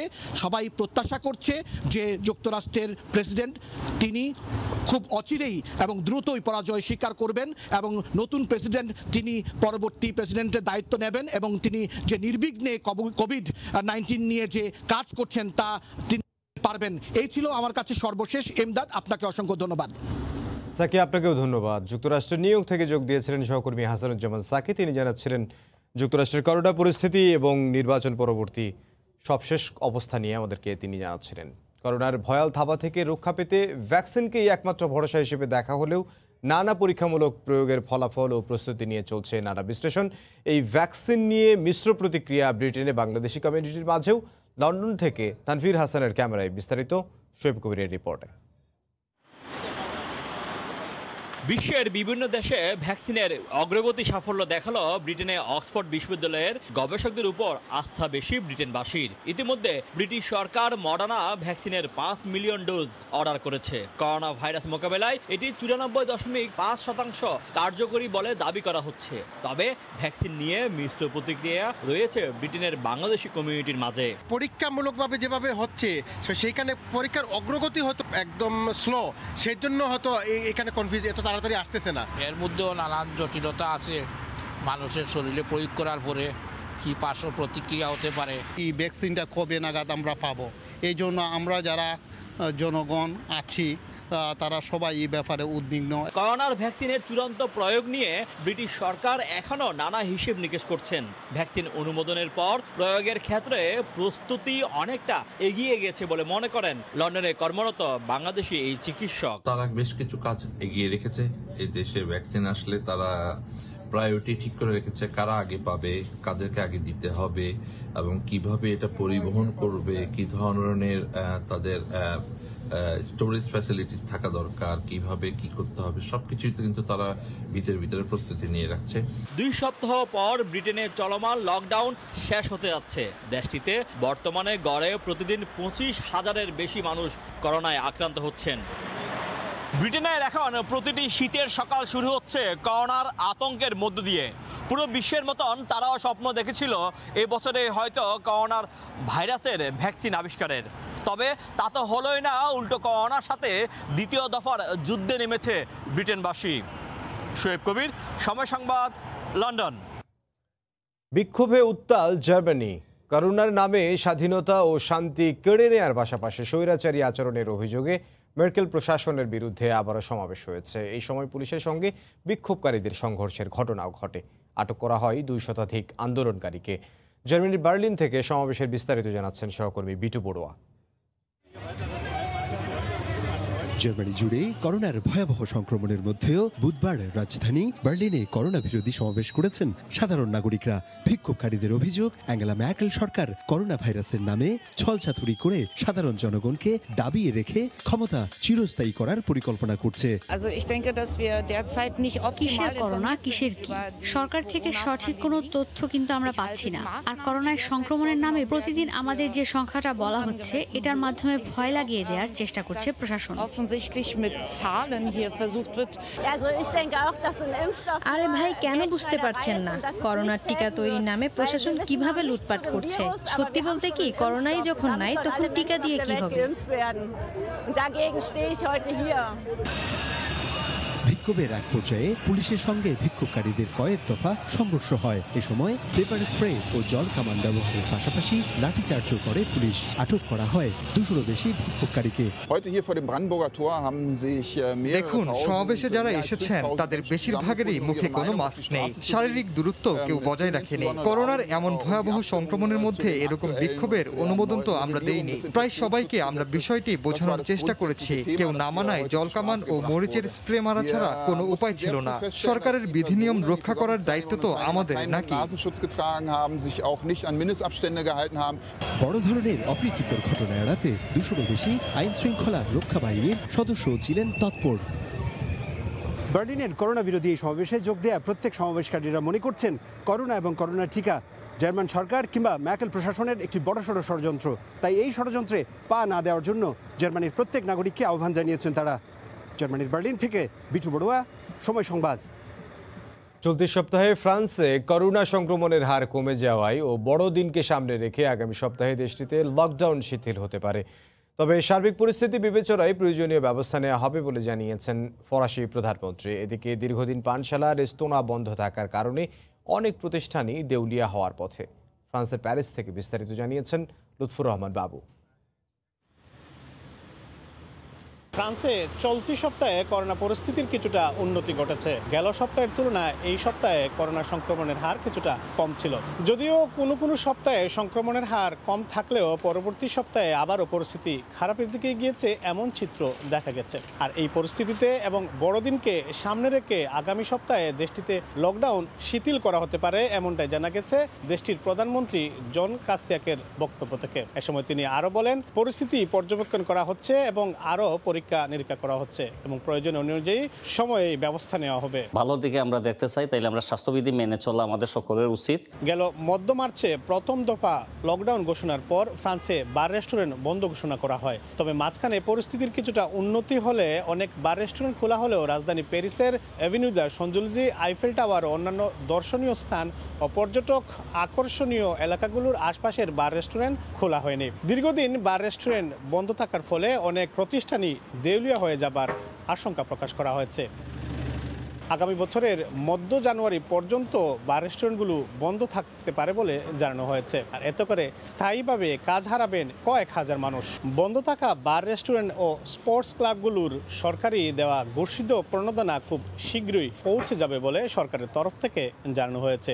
যদিও ব্যবসায়ীরা বরাবর বলে আসছেন এগুলো তাদের জন্য পর্যাপ্ত নয়। জানুয়ারি মাসের 15 তারিখ পর্যন্ত যদি লকডাউন হয় 2021 সাল পর্যন্ত, অনেক মানুষ বেকার হবে, অনেক কোম্পানি দেউলিয়া হয়ে যাবে। আমরা অনেক শঙ্কিত যারা আমরা বাংলাদেশি ব্যবসা এখানে নিয়ে আসি। আমার তো 5-6টা স্টাফ আছে যারা বর্তমানে কর্মহীন অবস্থায় আছে। এদিকে সার্বিক পরিস্থিতি নিয়ে আগামী সপ্তাহে দেশটির প্রেসিডেন্ট ইমানুয়েল ম্যাক্রন জাতির উদ্দেশ্যে বক্তব্য দেওয়ার কথা রয়েছে। আর সেখান থেকেই বিস্তারিত জানা যাবে। আগামী সপ্তাহে লকডাউন শিথিল করা হলে রাতে কারফিউ জারি করা হবে কিনা তা নিয়ে সংশয় রয়েছে। তবে পরিস্থিতি যেভাবে ধীরে ধীরে উন্নতি ঘটছে তা ধরে রাখতে হলে সরকারের পাশাপাশি সাধারণ মানুষকেও স্বাস্থ্যবিধি মেনে চলতে হবে। মামুল উসমান বাবু, সময় সংবাদ, প্যারিস। এদিকে অস্ট্রেলিয়ায় করোনা পরিস্থিতির উন্নতির পথে। তবে ভিক্টোরিয়া অঙ্গরাজ্যের লকডাউন শিথিল হলেও লকডাউন আরোপ করা হয়েছে সাউথ অস্ট্রেলিয়া অঙ্গরাজ্যে। এদিকে আগামী বছরের শুরুতেও বাংলাদেশ থেকে আন্তর্জাতিক শিক্ষার্থীদের অস্ট্রেলিয়ায় পড়তে যাওয়ার অনেকটাই অনিশ্চিত। অস্ট্রেলিয়ার সবশেষ পরিস্থিতি জানাতে সিডনি থেকে যুক্ত হচ্ছেন সহকর্মী SM আমিনুর রুবেল। ধন্যবাদ ইমদাদ। শুভ সকাল। অস্ট্রেলিয়ার জন্য আরও একটি শুভ সকাল আজকে। একটু আগে পর্যন্ত আমাদের কাছে যে খবর এসেছে সেখানে অস্ট্রেলিয়াতে আজকে পুরো অস্ট্রেলিয়াতে একজন স্থানীয় করোনা আক্রান্ত হয়নি। মাত্র 7 জন যে করোনা আক্রান্ত রোগী এই মুহূর্তে আজকে এসেছে তারা কিন্তু গতকালকে বিভিন্ন ইন্টারন্যাশনাল ফ্লাইটে অস্ট্রেলিয়াতে ঢুকেছে। তারা হোটেল কোয়ারেন্টিনে থাকবে অথবা তাদেরকে পরিস্থিতি খারাপ হলে তাদেরকে চিকিৎসার জন্য হসপিটালে নিয়ে যাওয়া হবে। আপনারা জেনে থাকবেন যে দ্বিতীয় প্রবাহ বলতে যেটি বোঝায় অস্ট্রেলিয়াতে কিন্তু ভিক্টোরিয়া অঙ্গরাজ্যে কিন্তু সেটি ভয়াবহ রূপ ধারণ করেছিল গত জুন মাসের মাঝামাঝি থেকে। সেখানে আপনাদেরকে জানিয়ে দিই গত 3.5 মাসে বা 4 মাসে সেখানে কিন্তু প্রায় 20,000 জন করোনা আক্রান্ত হয়েছিল এবং সেখানে 800 জন মানুষ করোনা আক্রান্ত হয়ে মারা গিয়েছিল। ভিক্টোরিয়াকে একটি ভয়াবহতম লকডাউনের মধ্যে দিয়ে যেতে হয়েছে, স্টেজ 4 লকডাউন যেটিকে বলা হয়, সর্বোচ্চ লকডাউন। এবং সেখানে প্রায় 1 মাসের কাছাকাছি সময় কিন্তু রাত্রিকালীন সময় কারফিউ জারি ছিল। ভিক্টোরিয়াবাসী বা মেলবোর্নবাসী কিন্তু প্রচণ্ড স্যাক্রিফাইস করে সেই একটি ভালো অবস্থানে এখন এসেছে। গত 20 দিনে সেখানে কিন্তু স্থানীয় একজনও করোনা আক্রান্ত হয়নি এবং ভিক্টোরিয়া অঙ্গরাজ্যকে কিন্তু বর্ডার ব্লক করে রাখা হয়েছে। সেই পরিস্থিতির দিকে কিন্তু কিছুটা যাচ্ছে হয়তোবা সাউথ অস্ট্রেলিয়া। আপনাদেরকে জানিয়ে দিই গত 4 দিন আগে কিন্তু একজন রোগীর মাধ্যমে কিন্তু সাউথ অস্ট্রেলিয়ায় অনেক দিন পরে করোনা আক্রান্ত রোগীর সংখ্যা বেড়ে যায়। সেখানে কেউ বোঝার আগে কিন্তু প্রায় 21 জন স্থানীয় মানুষ করোনায় আক্রান্ত হয়েছে এবং সাথে সাথেই তাদেরকে হসপিটালাইজ করা হয়েছে। আশেপাশের এলাকা ছোট ছোট সাবাবগুলোকে লকডাউনে নিয়ে যাওয়া হয়েছে। গতকালকে রাতে থেকে সাউথ অস্ট্রেলিয়ার প্রিমিয়ার মার্শাল তিনি কিন্তু জানিয়েছেন যে গতকালকে রাত থেকে আগামী 6 দিন সাউথ অস্ট্রেলিয়া লকডাউনে থাকবে এবং সেই লকডাউনও কিন্তু 4র্থ পর্যায়ের লকডাউন। যদিও মাত্র 6 দিনের লকডাউন, এটি কিন্তু প্রশ্নের জন্ম দিয়েছে যে এটি আসলে কতটুকু কার্যকর হবে। তবে অ্যাডিলেড একটি ছোট শহর যেটি সাউথ অস্ট্রেলিয়ার রাজধানী বলা যায়, সেখানে কিন্তু খুব বেশি বড় এরিয়া না মেলবোর্নের মতো। তো অস্ট্রেলিয়ার প্রাইম মিনিস্টার স্কট মরিসন কিন্তু সাপোর্ট করেছে প্রিমিয়ারকে যে হ্যাঁ এই মুহূর্তেই আসলে অ্যাডিলেডের লকডাউনে যাওয়া উচিত, কারণ দ্বিতীয় পর্যায়ে অ্যাডিলেড বা সেই সাউথ অস্ট্রেলিয়াকে কিন্তু খারাপ পরিস্থিতির দিকে যেতে দেওয়ার মতো অবস্থায় অস্ট্রেলিয়া এই মুহূর্তে নাই। আপনারা জেনে থাকবেন মার্চের 27 তারিখ থেকে কিন্তু অস্ট্রেলিয়ার নিয়মিত বর্ডার এই মুহূর্তে বন্ধ আছে এবং অস্ট্রেলিয়ার অর্থনৈতিক গতি কিন্তু অনেকটা এই মুহূর্তে মন্থর। অ্যাডিলেডে কিন্তু কয়েক হাজার বাংলাদেশি আছে, তারা খুব বেশি ভালো অবস্থায় এখন নেই। সেখানে আসলে অর্থনৈতিক মন্দার কারণে অস্ট্রেলিয়া অন্যান্য শহরের মতো অ্যাডিলেডেও স্টুডেন্ট যারা ছিল বাংলাদেশি তারা কিন্তু অনেকেই জব হারিয়েছিল, তারা কিন্তু প্রপারলি জব পাচ্ছিল না, তাদেরকে বাসা থেকে অনলাইনে ক্লাস করতে হয়েছে। তো আগামী 6 দিন অস্ট্রেলিয়ার অ্যাডিলেড কিন্তু লকডাউনে থাকবে এবং পরিস্থিতি বিবেচনায় সেটি বাড়ানো হবে। লকডাউনটি কতটুকু ভয়াবহ তা আপনাদেরকে একটি এক্সাম্পল দিয়ে বলে দিই যে সেখানে আগামী 6 দিনে যাদের ছোটোখাটো অপারেশন করার কথা ছিল সেই অপারেশনটা পর্যন্ত তাদেরকে বন্ধ করে রাখা হবে, সেটিকে পরবর্তীতে করা হবে। আর বাংলাদেশি স্টুডেন্টরা এই মুহূর্তে কিন্তু অস্ট্রেলিয়া আসতে পারছে না, অনলাইনে ক্লাস করছে বাংলাদেশ থেকে। আগামী বছরের ফেব্রুয়ারিতে যে আসার সম্ভাবনাটা ছিল সেটি ডিপেন্ড করছে অস্ট্রেলিয়া অন্যান্য অঙ্গরাজ্য কি আদৌ আরও খারাপ অবস্থায় যায় কিনা, না ধীরে ধীরে ভালো একটি অবস্থায় এসে পৌঁছায়। এই ছিল অস্ট্রেলিয়া থেকে আমার কাছে সর্বশেষ। ফিরে যাচ্ছি এমদাদের কাছে। এসএম আমিনুর রুবেল যোগ দিয়েছিলেন অস্ট্রেলিয়া থেকে। অস্ট্রেলিয়ার সিডনি থেকে তিনি জানাচ্ছিলেন করোনা পরিস্থিতির সবশেষ খবর। অবশেষে আকাশে উড্ডয়নের অনুমতি পেল বোয়িং 737 ম্যাক্স মডেলের যাত্রীবাহী বিমান। 1.5 বছরের বেশি সময় ধরে বন্ধ থাকার পর বুধবার যুক্তরাষ্ট্রের বিমান চলাচল নিয়ন্ত্রক সংস্থা ফেডারেল এভিয়েশন অ্যাডমিনিস্ট্রেশন বোয়িংকে এ বিমান আকাশে ওড়ানোর অনুমতি দেয়। তবে উঠতে পারবে শুধু যুক্তরাষ্ট্রেই। এ খবরে পর বেড়েছে বোয়িংয়ের শেয়ারের দাম। ইন্দোনেশিয়া আর ইথিওপিয়ায় ভয়াবহ বিমান দুর্ঘটনা আর প্রাণহানির কারণে প্রায় 20 মাস অলস পড়েছিল সারা বিশ্বে বোয়িংয়ের 737 ম্যাক্স মডেলের 387টি বিমান। দফায় দফায় খুঁটিনাটি পরীক্ষা আর যন্ত্রাংশে পরিবর্তন এনে অবশেষে মিলেছে আকাশে ওড়ার অনুমতি। তবে অন্যান্য দেশের বিমান চলাচল কর্তৃপক্ষের অনুমতি না মেলা পর্যন্ত শুধু যুক্তরাষ্ট্রে এ মডেলের বিমান পরিচালনা করতে পারবে মার্কিন এয়ারলাইন্সগুলো। ইউরোপীয় ইউনিয়ন এভিয়েশন নিরাপত্তা এজেন্সি জানায় চলতি বছরের ডিসেম্বর বা 2021 সালের জানুয়ারি থেকে ইউরোপেও উড্ডয়নের অনুমতি মিলবে এ বিমানের। বোয়িং কর্তৃপক্ষ বলছে এ টানাপোড়েন আর ইমেজ সংকটে বিমান চলাচল বন্ধ হওয়ায় প্রায় $2,000 কোটি ক্ষতি হয়ে গেছে এ বিমান নির্মাতা প্রতিষ্ঠানটির। জ্বালানি সাশ্রয়ী হওয়ায় পুরনো বিমানের পরিবর্তে অনেক এয়ারলাইন্সই অলস পড়ে থাকা 737 ম্যাক্স মডেলের বিমান দিয়ে ফ্লাইট পরিচালনা করতে চায়। জ্বালানির দাম এখন কম হলেও জ্বালানি সাশ্রয়ী একটি বিমান চলাচলে দৈনিক $850 থেকে $1,000 খরচ কমতে পারে। তবে বিমান আকাশে ওড়ানোর আগে বৈমানিকদের প্রশিক্ষণ বাধ্যতামূলক করেছে বোয়িং। মহামারীর আগেও মাসে 50টি বিমান তৈরি করত বোয়িং। কর্তৃপক্ষ বলছে 2022 সালের আগ পর্যন্ত মাসে 30টির বেশি বিমান তৈরি করতে পারবে না এই প্রতিষ্ঠানটি, কারণ সারা বিশ্বে আকাশপথে যোগাযোগ ব্যবস্থা ব্যাহত হওয়ায় বিমানের অর্ডার বাতিল হচ্ছে আর দেরি হচ্ছে। এখনও 737 ম্যাক্স মডেলের 450 বিমানের অর্ডার আছে সারা বিশ্বে। আগামী বছরের শেষ নাগাদ এর মাত্র অর্ধেক সরবরাহ করা সম্ভব হবে। ঈশিতা ব্রহ্ম, সময় সংবাদ। নারী পুলিশের পোশাকে হিজাব অন্তর্ভুক্ত করেছে নিউজিল্যান্ড। এর মধ্য দিয়ে আরও বেশি সংখ্যক মুসলিম নারী পুলিশে যোগদানে আগ্রহী হবে বলে আশা করেছে দেশটির পুলিশ। সরকারের এই সিদ্ধান্তকে স্বাগত জানিয়েছেন স্থানীয়দের পাশাপাশি বাংলাদেশিরাও।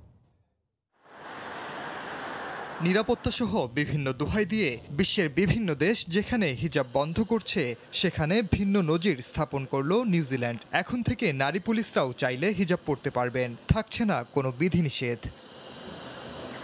কনস্টেবল হিসেবে পুলিশে নিয়োগ পাওয়া মুসলিম নারী জিনা আলীকে প্রথম হিজাব পরানোর মধ্য দিয়ে এই সিদ্ধান্ত বাস্তবায়ন করতে যাচ্ছে দেশটির সরকার। জিনা আলীর জন্ম ফিজিতে হলেও ছোটবেলাতেই পাড়ি জমান নিউজিল্যান্ডে। ক্রাইস্ট চার্চ মসজিদে হামলার পর তিনি পুলিশে যোগ দেওয়ার সিদ্ধান্ত নেন। মুসলিম নারীদের পুলিশে যোগদানে উদ্বুদ্ধ করতেই হিজাব অন্তর্ভুক্ত করা হয়েছে বলে জানিয়েছে নিউজিল্যান্ড পুলিশ। এছাড়া এর মধ্য দিয়ে বিভিন্ন জাতিগোষ্ঠীর সাম্প্রদায়িক সম্প্রীতির প্রতিফলন হবে বলেও মনে করছেন সংশ্লিষ্টরা। সরকারের এই সিদ্ধান্তকে ইতিবাচক হিসেবেই দেখছেন প্রবাসী বাংলাদেশিরাও।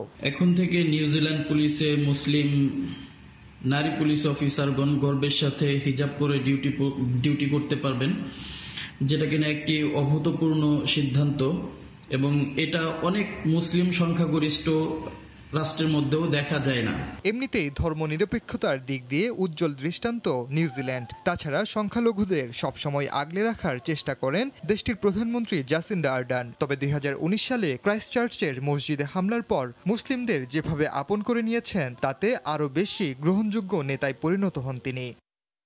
বর্তমানে লন্ডনের মেট্রোপলিটন পুলিশ এবং স্কটল্যান্ড পুলিশে নারীদের হিজাব পরার সুযোগ রয়েছে। 2006 সালে লন্ডন ও 2010 সালে হিজাব পরার অনুমতি দেয় স্কটল্যান্ড। এর আগে অস্ট্রেলিয়ার ভিক্টোরিয়া পুলিশের নারী সদস্য মাহা শুক্কুর 2004 সালে হিজাব পরে ইতিহাস গড়েন। ওমর ইনান, সময় সংবাদ।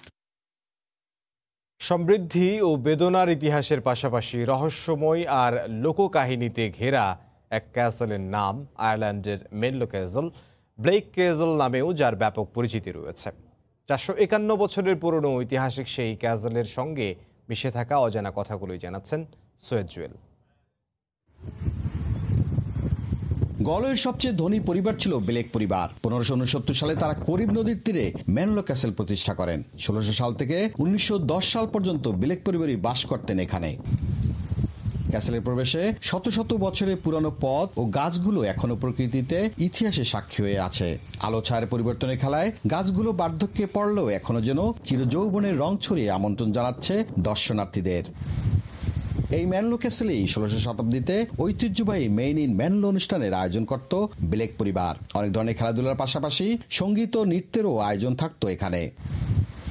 1910 সালের 26শে জুলাই স্যার ভ্যালেন্টাইন ব্লেক ও তার স্ত্রী লেডি ব্লেক ডাবলিন থেকে দূরে থাকা অবস্থায় মেনলোরে ক্যাসেলটিতে আগুন লেগে তাদের শারীরিক প্রতিবন্ধী কন্যা ইলিয়েন ও 2 দাসী মারা যায়। সবার দেহ পেলেও কন্যা ইলিয়নের দেহের সন্ধান আর পাওয়া যায়নি।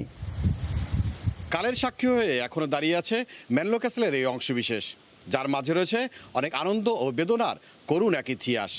এখনও যারা এখানে ভ্রমণে আসেন ইলিয়েন নামের সেই কন্যার কথা স্মরণে তাকিয়ে থাকেন ক্যাসেলটির ধ্বংসাবশেষের দিকে। আয়ারল্যান্ডের মেনলো ক্যাসেল থেকে সৈয়দ জুয়েল, সময় সংবাদ। সাকিবের নিরাপত্তা নিশ্চিতে নিয়োগ দেওয়া হয়েছে একজন গানম্যান। বিষয়টি নিশ্চিত করেছেন বিসিবির সিইও নিজামুদ্দিন চৌধুরী সুজন। বিসিবির নেয়া বিশেষ ব্যবস্থাকে সাধুবাদ জানিয়েছেন সাবেক ক্রিকেটাররা। এদিকে হুমকিদাতা মহসিন আদালতে স্বীকারোক্তিমূলক জবানবন্দি দেওয়ার পর তাকে কারাগারে পাঠানো হয়েছে। ধারালো অস্ত্র উঁচিয়ে হত্যার হুমকি, যদিও বা অনলাইনে, তবে চোখের সামনে যে চলে আসবে না এমন দুষ্কৃতিকারী, ঘটাবে না কোনো অঘটন, তার নিশ্চয়তা কে দেবে? ঝুঁকি এড়াতেই হোম অফ ক্রিকেটের সবুজ গালিচায় সাকিবের সঙ্গে দেখা গেল গানম্যানকে। ফেসবুক লাইভে এসে সাকিব আল হাসানকে হত্যার হুমকি দেওয়ার বিষয়টিকে হালকাভাবে নেয়ার কোনো সুযোগ নেই বললেন বিসিবি সিইও। অবশ্যই বিষয়টা একটা উদ্বেগজনক। বিষয়টা জানার পরে তাৎক্ষণিক আমরা ব্যবস্থা নিয়েছি। আমরা সংশ্লিষ্ট যারা সরকারের ল এনফোর্সমেন্ট এজেন্সি আছে তাদেরকে আমরা বলেছি এবং ইতিমধ্যে আপনারা দেখেছেন যে তারাও ব্যবস্থা গ্রহণ করেছেন। নিরাপত্তা জোরদারের বিষয়টিকে বাস্তবসম্মত এবং ইতিবাচক হিসেবে দেখছেন সাবেক ক্রিকেটাররা। কিন্তু ক্রিকেট বোর্ড যে উদ্যোগটা নিয়েছে চমৎকার এবং আমি সাধুবাদ জানাই এবং আশা করব যে আগামীতেও যদি এরকম ঘটনা ঘটে এই ধরনের সিরিয়াস বিসিবি যথাযথ ব্যবস্থা নেবে। এদিকে শুধু সাকিব নয়, অন্যান্য ক্রিকেটারদের নিরাপত্তার বিষয়টিও আলাদাভাবে নজরে আনা উচিত সংশ্লিষ্ট কর্তৃপক্ষের। সিকিউরিটির ব্যাপারে আরেকটু সচেতন হওয়া, কারণ একবার যদি বিপদ এসে পড়ে তাহলে কিন্তু দেশ ক্ষতি হবে, কারণ তারা দেশের সম্পদ। তবে বর্তমান সামাজিক পরিস্থিতিতে ক্রিকেটারদের ব্যক্তিগত উদ্যোগেই সচেতন হওয়ার পরামর্শ সবার। জুম্মান সাদিক, জ্যাভলিন, সময় সংবাদ, ঢাকা। এশিয়ান ফুটবল কনফেডারেশনের হিসেবে গেল 10 দিনে এশিয়ার সেরা 10 ফুটবলারের তালিকায় জায়গা পেয়েছেন বাংলাদেশি জাতীয় দলের উইঙ্গার সাদ উদ্দিন। 10 ম্যাচের বিরতির পর নেপালের বিপক্ষে আন্তর্জাতিক প্রীতি ম্যাচ দিয়ে মাঠে ফিরেছে বাংলাদেশ জাতীয় ফুটবল দল। এই ম্যাচে 92% নিখুঁত পাস দিয়েছেন তিনি। এজন্যই ভালো পারফর্ম করা ফুটবলারদের সংক্ষিপ্ত তালিকায় 22 বছর বয়সী এই উইঙ্গারকে রেখেছে এএফসি। প্রায় এক মাসের বিরতির পর আবারও শুরু হচ্ছে অনূর্ধ্ব 19 ক্রিকেটারদের ক্যাম্প। তবে বিকেএসপিতে নয়, এবার ক্যাম্প হবে সিলেটে। 3 ক্রিকেটার করোনায় আক্রান্ত হওয়ায় গেল অক্টোবরে নির্ধারিত সময়ের আগেই স্থগিত হয় অনূর্ধ্ব 19 দলের প্রথম ধাপের ক্যাম্প। তবে শঙ্কা কাটিয়ে আজ মিরপুরের ক্রীড়াপল্লীতে আবারও রিপোর্ট করবে ক্রিকেটাররা। 21 নভেম্বর করোনা পরীক্ষার পর 22 নভেম্বর সিলেটে যাবে তারা। বায়ু বাবুলের মাঝে 23 নভেম্বর থেকেই সিলেট আন্তর্জাতিক ক্রিকেট স্টেডিয়ামে অনুশীলনে নামবে নাবিল ইমনরা। এরপর নিজেদের মধ্যে 5টি 50 ওভারের ম্যাচ খেলবে তারা। দ্বিতীয় ধাপের ক্যাম্প শেষে 5 ডিসেম্বর ঢাকায় ফিরবে যুবারা। এদিকে নতুন 4 জনকে অন্তর্ভুক্ত করে এবার 31 জন ক্রিকেটারকে নিয়ে ক্যাম্প পরিচালনা করবে বিসিবি।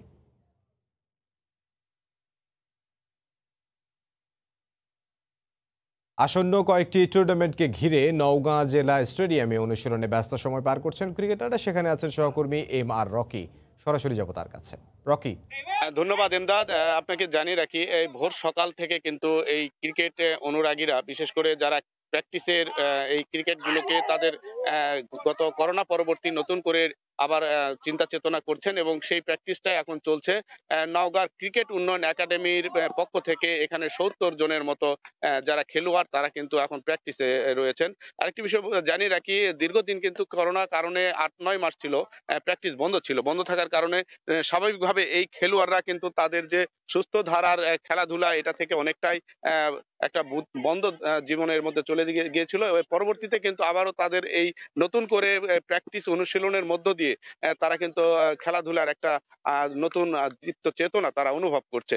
আমরা এখানে কথা বলেছিলাম এখানকার যারা ক্রিকেট অনুরাগী বা যারা খেলোয়াড়, তারা বলছেন যে তারা আসলে তাদের প্রত্যাশা বেশি বেশি ম্যাচ চান, ক্রিকেট টুর্নামেন্ট চান। এই খেলাধুলার মধ্য দিয়ে একদিকে যেমন শারীরিক সুস্থতার দিকটা তারা ফুটে তুলতে পারেন, অন্যদিকে তাদের মেধার যে যোগ্যতা তা কিন্তু তারা তুলে ধরার জন্য তাদের একটা প্রচেষ্টা রয়েছে। এবং এই ক্রিকেটের পক্ষ থেকে কিন্তু এখানকার যারা ক্রিকেট সংগঠক তারাও কিন্তু চেষ্টা করছেন নতুন করে এই 8-9 মাস পর এই যারা খেলোয়াড় যারা ক্রিকেটের সাথে জড়িয়ে আছেন তাদেরকে নতুন মোড়কে যেন আবার মাঠে তাদের মেধা করানো যায়, এই জন্য তারা কিন্তু এখন তাদের দিক থেকেও প্রচেষ্টা চালাচ্ছেন। তো আমরা এই ক্ষেত্রে একজন ক্রিকেট সংগঠক রয়েছেন এখানে, নওগাঁ ক্রিকেট উন্নয়ন একাডেমির সেক্রেটারি মাহমুদুল হাসান নয়ন। আমরা একটু আপনার কাছে একটু জানতে চাইবো, দীর্ঘদিন বন্ধ থাকার পরে আবার নতুন করে কি চিন্তা চেতনা নিয়ে আপনারা এই প্র্যাকটিসটা চালাচ্ছেন এবং কি করতে চান আগামীতে? ধন্যবাদ আপনাকে, সেই সঙ্গে ধন্যবাদ জানাই সময় টিভিকে। আমরা দীর্ঘদিন মহামারীর কারণে যে ক্রিকেট উন্নয়ন একাডেমির প্র্যাকটিসটা আমরা বন্ধ রেখেছিলাম। আপনারা জানেন যে আমরা 97 সাল থেকে এই প্র্যাকটিসটা অনুশীলনটা চালিয়ে আসছি এবং আমরা চাই যে তরুণরা, কিশোররা তারা মাদক মুক্ত থাক। সেই কারণেই এই প্রচেষ্টা আমরা 23 বছর ধরে চালিয়ে আসছি। এবং সেখানে যে এতদিন বন্ধ ছিল স্কুল বন্ধ ছেলেদের, সেই ক্ষেত্রে আবার এই প্র্যাকটিস সেশনটাও বন্ধ। ওরা মানসিকভাবে কিছুটা বিপর্যস্ত এবং গার্জিয়ানদের কাছ থেকে আমাদের কাছে বিভিন্ন সময় ফোন, আমরা একটু প্র্যাকটিস করতে চাই কারণ শারীরিক অনুশীলনটা দরকার। এই কারণেই আমরা মাননীয় জেলা প্রশাসক সাহেবের অনুমতি সাপেক্ষে স্টেডিয়াম মাঠে আমরা এই ধন্যবাদ আপনাকে। বলছিলেন নওগাঁ জেলা ক্রিকেট উন্নয়ন একাডেমির সাধারণ সম্পাদক মাহমুদুল হাসান মান্নান। তবে আরেকটি বিষয় জানিয়ে রাখি, বর্তমানে কিন্তু এই মাঠে গত 1 মাস ধরে নতুন করে কিন্তু একটা সবুজ এই ঘাসের প্রাণ ফিরে পেয়েছে। আমরা গেল কদিন আগেও এখানে ফুটবল টুর্নামেন্ট, অনূর্ধ্ব ফুটবল টুর্নামেন্ট অনুষ্ঠিত হয়েছে এবং যারা অনুরাগী, ফুটবল অনুরাগী, তারা নতুন করে তাদের চিন্তা চেতনার জায়গা থেকে আবার জানার জন্য চেষ্টা চালিয়ে যাচ্ছেন। এক্ষেত্রে একটা তাদের প্রত্যাশার জায়গাটা হলো যে দ্রুত যদি ম্যাচ এর পাশাপাশি চা পায় তাহলে এই যোগ্যতাটা দীর্ঘদিন ধরে তাদের শারীরিক যে কসরতের জায়গাটা তা অনেকটা দুর্বল হয়েছিল। তারা কিন্তু খেলাধুলা থেকে পিছিয়ে থাকার কারণে যোগ্যতার জায়গাতে প্রমাণ করতে তারা ব্যর্থ হচ্ছিল। তো এক্ষেত্রে তাদের আবার নতুন করে এই প্রত্যাশাটা জেগে উঠেছে এবং আমরা এখানে লক্ষ্য করছিলাম প্রায় 100 জনের অধিক ফুটবল ক্রিকেটের যারা খেলোয়াড় রয়েছেন তারা কিন্তু এখন অনুশীলনে চরম একটা তাদের খেলাধুলা দেখানোর চেষ্টা করছেন। এই ক্ষেত্রে আরেকটু জানিয়ে রাখি, নওগাঁ জেলা কিন্তু ক্রিকেট এবং ফুটবলের অন্যতম একটি উর্বর জায়গা বলা হয়ে থাকে, কারণ এখান থেকে জাতীয় টিমে ফুটবলের রয়েছে একাধিক খেলোয়াড়, ক্রিকেটেরও রয়েছে ম্যাচ সহ অনূর্ধ্ব যেসব বড় বড় ম্যাচ থাকে সেই ম্যাচগুলোতে তারা এই সব যোগ্যতা তারা প্রমাণ করে থাকেন। তবে দীর্ঘদিন বন্ধ থাকার কারণে কিন্তু তাদের এই ফিটনেস, শারীরিক কসরত কিন্তু তারা তুলে ধরতে পারছিলেন না। সুস্থ থাকার জন্য একদিকে যেমন অনুশীলন একেবারে অপরিহার্য এখানকার খেলোয়াড়রা বলছেন এবং এক্ষেত্রে প্রশাসন সহ যারা ক্রীড়া সংগঠক তাদের কিন্তু আহ্বান জানিয়েছেন খেলা আবারও প্রাণ ফিরে দেওয়া হয় এবং এই খেলাধুলার মধ্য দিয়ে খেলোয়াড়রা একদিকে যেমন তাদের চিন্তা চেতনার প্রকাশ ঘটাতে পারে, সুস্থ চেতনার জন্য তারা কিন্তু প্রত্যাশা করছেন সামাজিক যে অস্থিরতা, দীর্ঘদিন খেলাধুলা না থাকার কারণে কিন্তু এই অস্থিরতার একটা প্রভাব পড়ছিল বিভিন্ন সামাজিক কাঠামোগত দিক আমরা লক্ষ্য করছিলাম। তো আবার মাঠে তারা ফেরার কারণে এই খেলোয়াড়রা কিন্তু তাদের একদিকে যেমন চিন্তা চেতনার প্রকাশ ঘটাতে পারবেন, অন্যদিকে তারা সুস্থতার যে কসরতগুলি তা তুলে ধরে তারাও সুস্থ থাকতে পারবেন, এমন প্রত্যাশায় কিন্তু খেলোয়াড় ক্রীড়া সংগঠকদের মুখ থেকে আমরা পাচ্ছিলাম। তো এমদাদ, এই ছিল নওগাঁর ক্রীড়া মাঠের থেকে খেলাধুলার খবর আমার কাছে। নওগাঁ থেকে এমআর রকি। করোনার দ্বিতীয় ঢেউয়ের এই সময় বাংলাদেশ নেপাল দ্বিতীয় ম্যাচে দর্শক উপস্থিতি নিয়ে শঙ্কা প্রকাশ করেছেন স্বাস্থ্যমন্ত্রী জাহিদ মালিক। সামনে স্টেডিয়ামে দর্শক উপস্থিতির ব্যাপারে নতুন করে ভাবতে হবে বলেও জানান তিনি। এদিকে দ্বিতীয় ম্যাচে টিকিটের আরও চাহিদা থাকলেও নির্ধারিত পরিমাণ টিকিট বিক্রি করেছে বাফুফে। স্বাস্থ্য মন্ত্রণালয়ের সবশেষ তথ্য বলছে গত 24 ঘন্টায় বাংলাদেশে করোনায় মৃতের সংখ্যা 21 জন, আর নেপাল বাংলাদেশ দ্বিতীয় ম্যাচের দিন গেল 2 মাসে সর্বোচ্চ 39 জনের মৃত্যু হয়েছিল। এখন পর্যন্ত আক্রান্ত 4 লাখেরও বেশি। এই পরিসংখ্যান বলে দেয় কতটা ঝুঁকিপূর্ণ বাংলাদেশে করোনার অবস্থান। এরই মধ্যে নেপাল বাংলাদেশ প্রীতি আন্তর্জাতিক ম্যাচে সীমিত আকারে দর্শক প্রবেশের অনুমোদন দেয় ফুটবল ফেডারেশন। 8,000-এর জায়গায় মাঠে দর্শক উপস্থিতি ছিল প্রায় 15,000, জানিয়ে উদ্বেগ প্রকাশ করেছেন খোদ স্বাস্থ্যমন্ত্রী। স্টেডিয়ামে দেখলাম হাজার হাজার লোক খেলা দেখছে, এই বিষয়টিও আমি মনে করি এখনই সময় হয়নি, এটির সংখ্যা বৃদ্ধি করবে, কাজে এই বিষয়েও আমাদেরকে নজরে আনতে হবে, পরিহার করতে হবে। ম্যাচ দুটিতে স্বাস্থ্যবিধির কঠোরতার কথা বলা হলেও আদতে মানা হয়নি তেমন কোনো বিধি। নিরাপত্তা বেষ্টনী উপেক্ষা করে দর্শক মাঠে ঢোকার মতো ঘটনাও ঘটেছে। এসব বিষয়ে ব্যাখ্যা দিয়েছেন বাফুফের সহসভাপতি। টিকিট আরও বেশি দেওয়ার জন্য কিন্তু মানববন্ধনও হয়েছে। আমরা কিন্তু ফেডারেশন স্ট্রিক্ট ছিলাম যে কোভিড-19 সেই সামাজিক দূরত্ব বজায় রেখে যেভাবে সম্ভব, অর্থাৎ আমাদের 26,000 আসনের মধ্যে আমরা কিন্তু মাত্র 8,000 টিকিট দিছি, অর্থাৎ আমরা সেই ভাগ করে দিছি যেন কোনো সামাজিক দূরত্বটা সবাই বজায় রাখতে পারে। কোভিড-19-এর বিষয়টা আমরা খুব তীক্ষ্ণভাবে নজর রাখবো যেন এই দূরত্বটা মেনটেন করা যায়। ডিসেম্বরে শুরু হবে নতুন ফুটবল মৌসুম, সেখানেও দর্শক উপস্থিতির অনুমোদন দিচ্ছে ফেডারেশন, যদিও এবারও স্বাস্থ্যবিধির ব্যাপারগুলো শক্তভাবে দেখবে বলছে দেশের ফুটবলের নিয়ন্ত্রক সংস্থা। তারেক হাসান শিমুল, সময় সংবাদ, ঢাকা। ভোরের সময় শীর্ষ সংবাদ জানিয়ে দিচ্ছে আরেকবার। এবং ভিসা চালু হওয়ার পর আবারও বাড়ছে বিদেশে গিয়ে চিকিৎসা নেয়ার সংখ্যা। প্রতি বছর চলে যাচ্ছে 30 থেকে 35,000 কোটি টাকা। দেশে সেবার মান খারাপ ও ব্যয় বেশি কারণ। এই ছিল ভোরের সময়, সঙ্গে থাকুন সময়।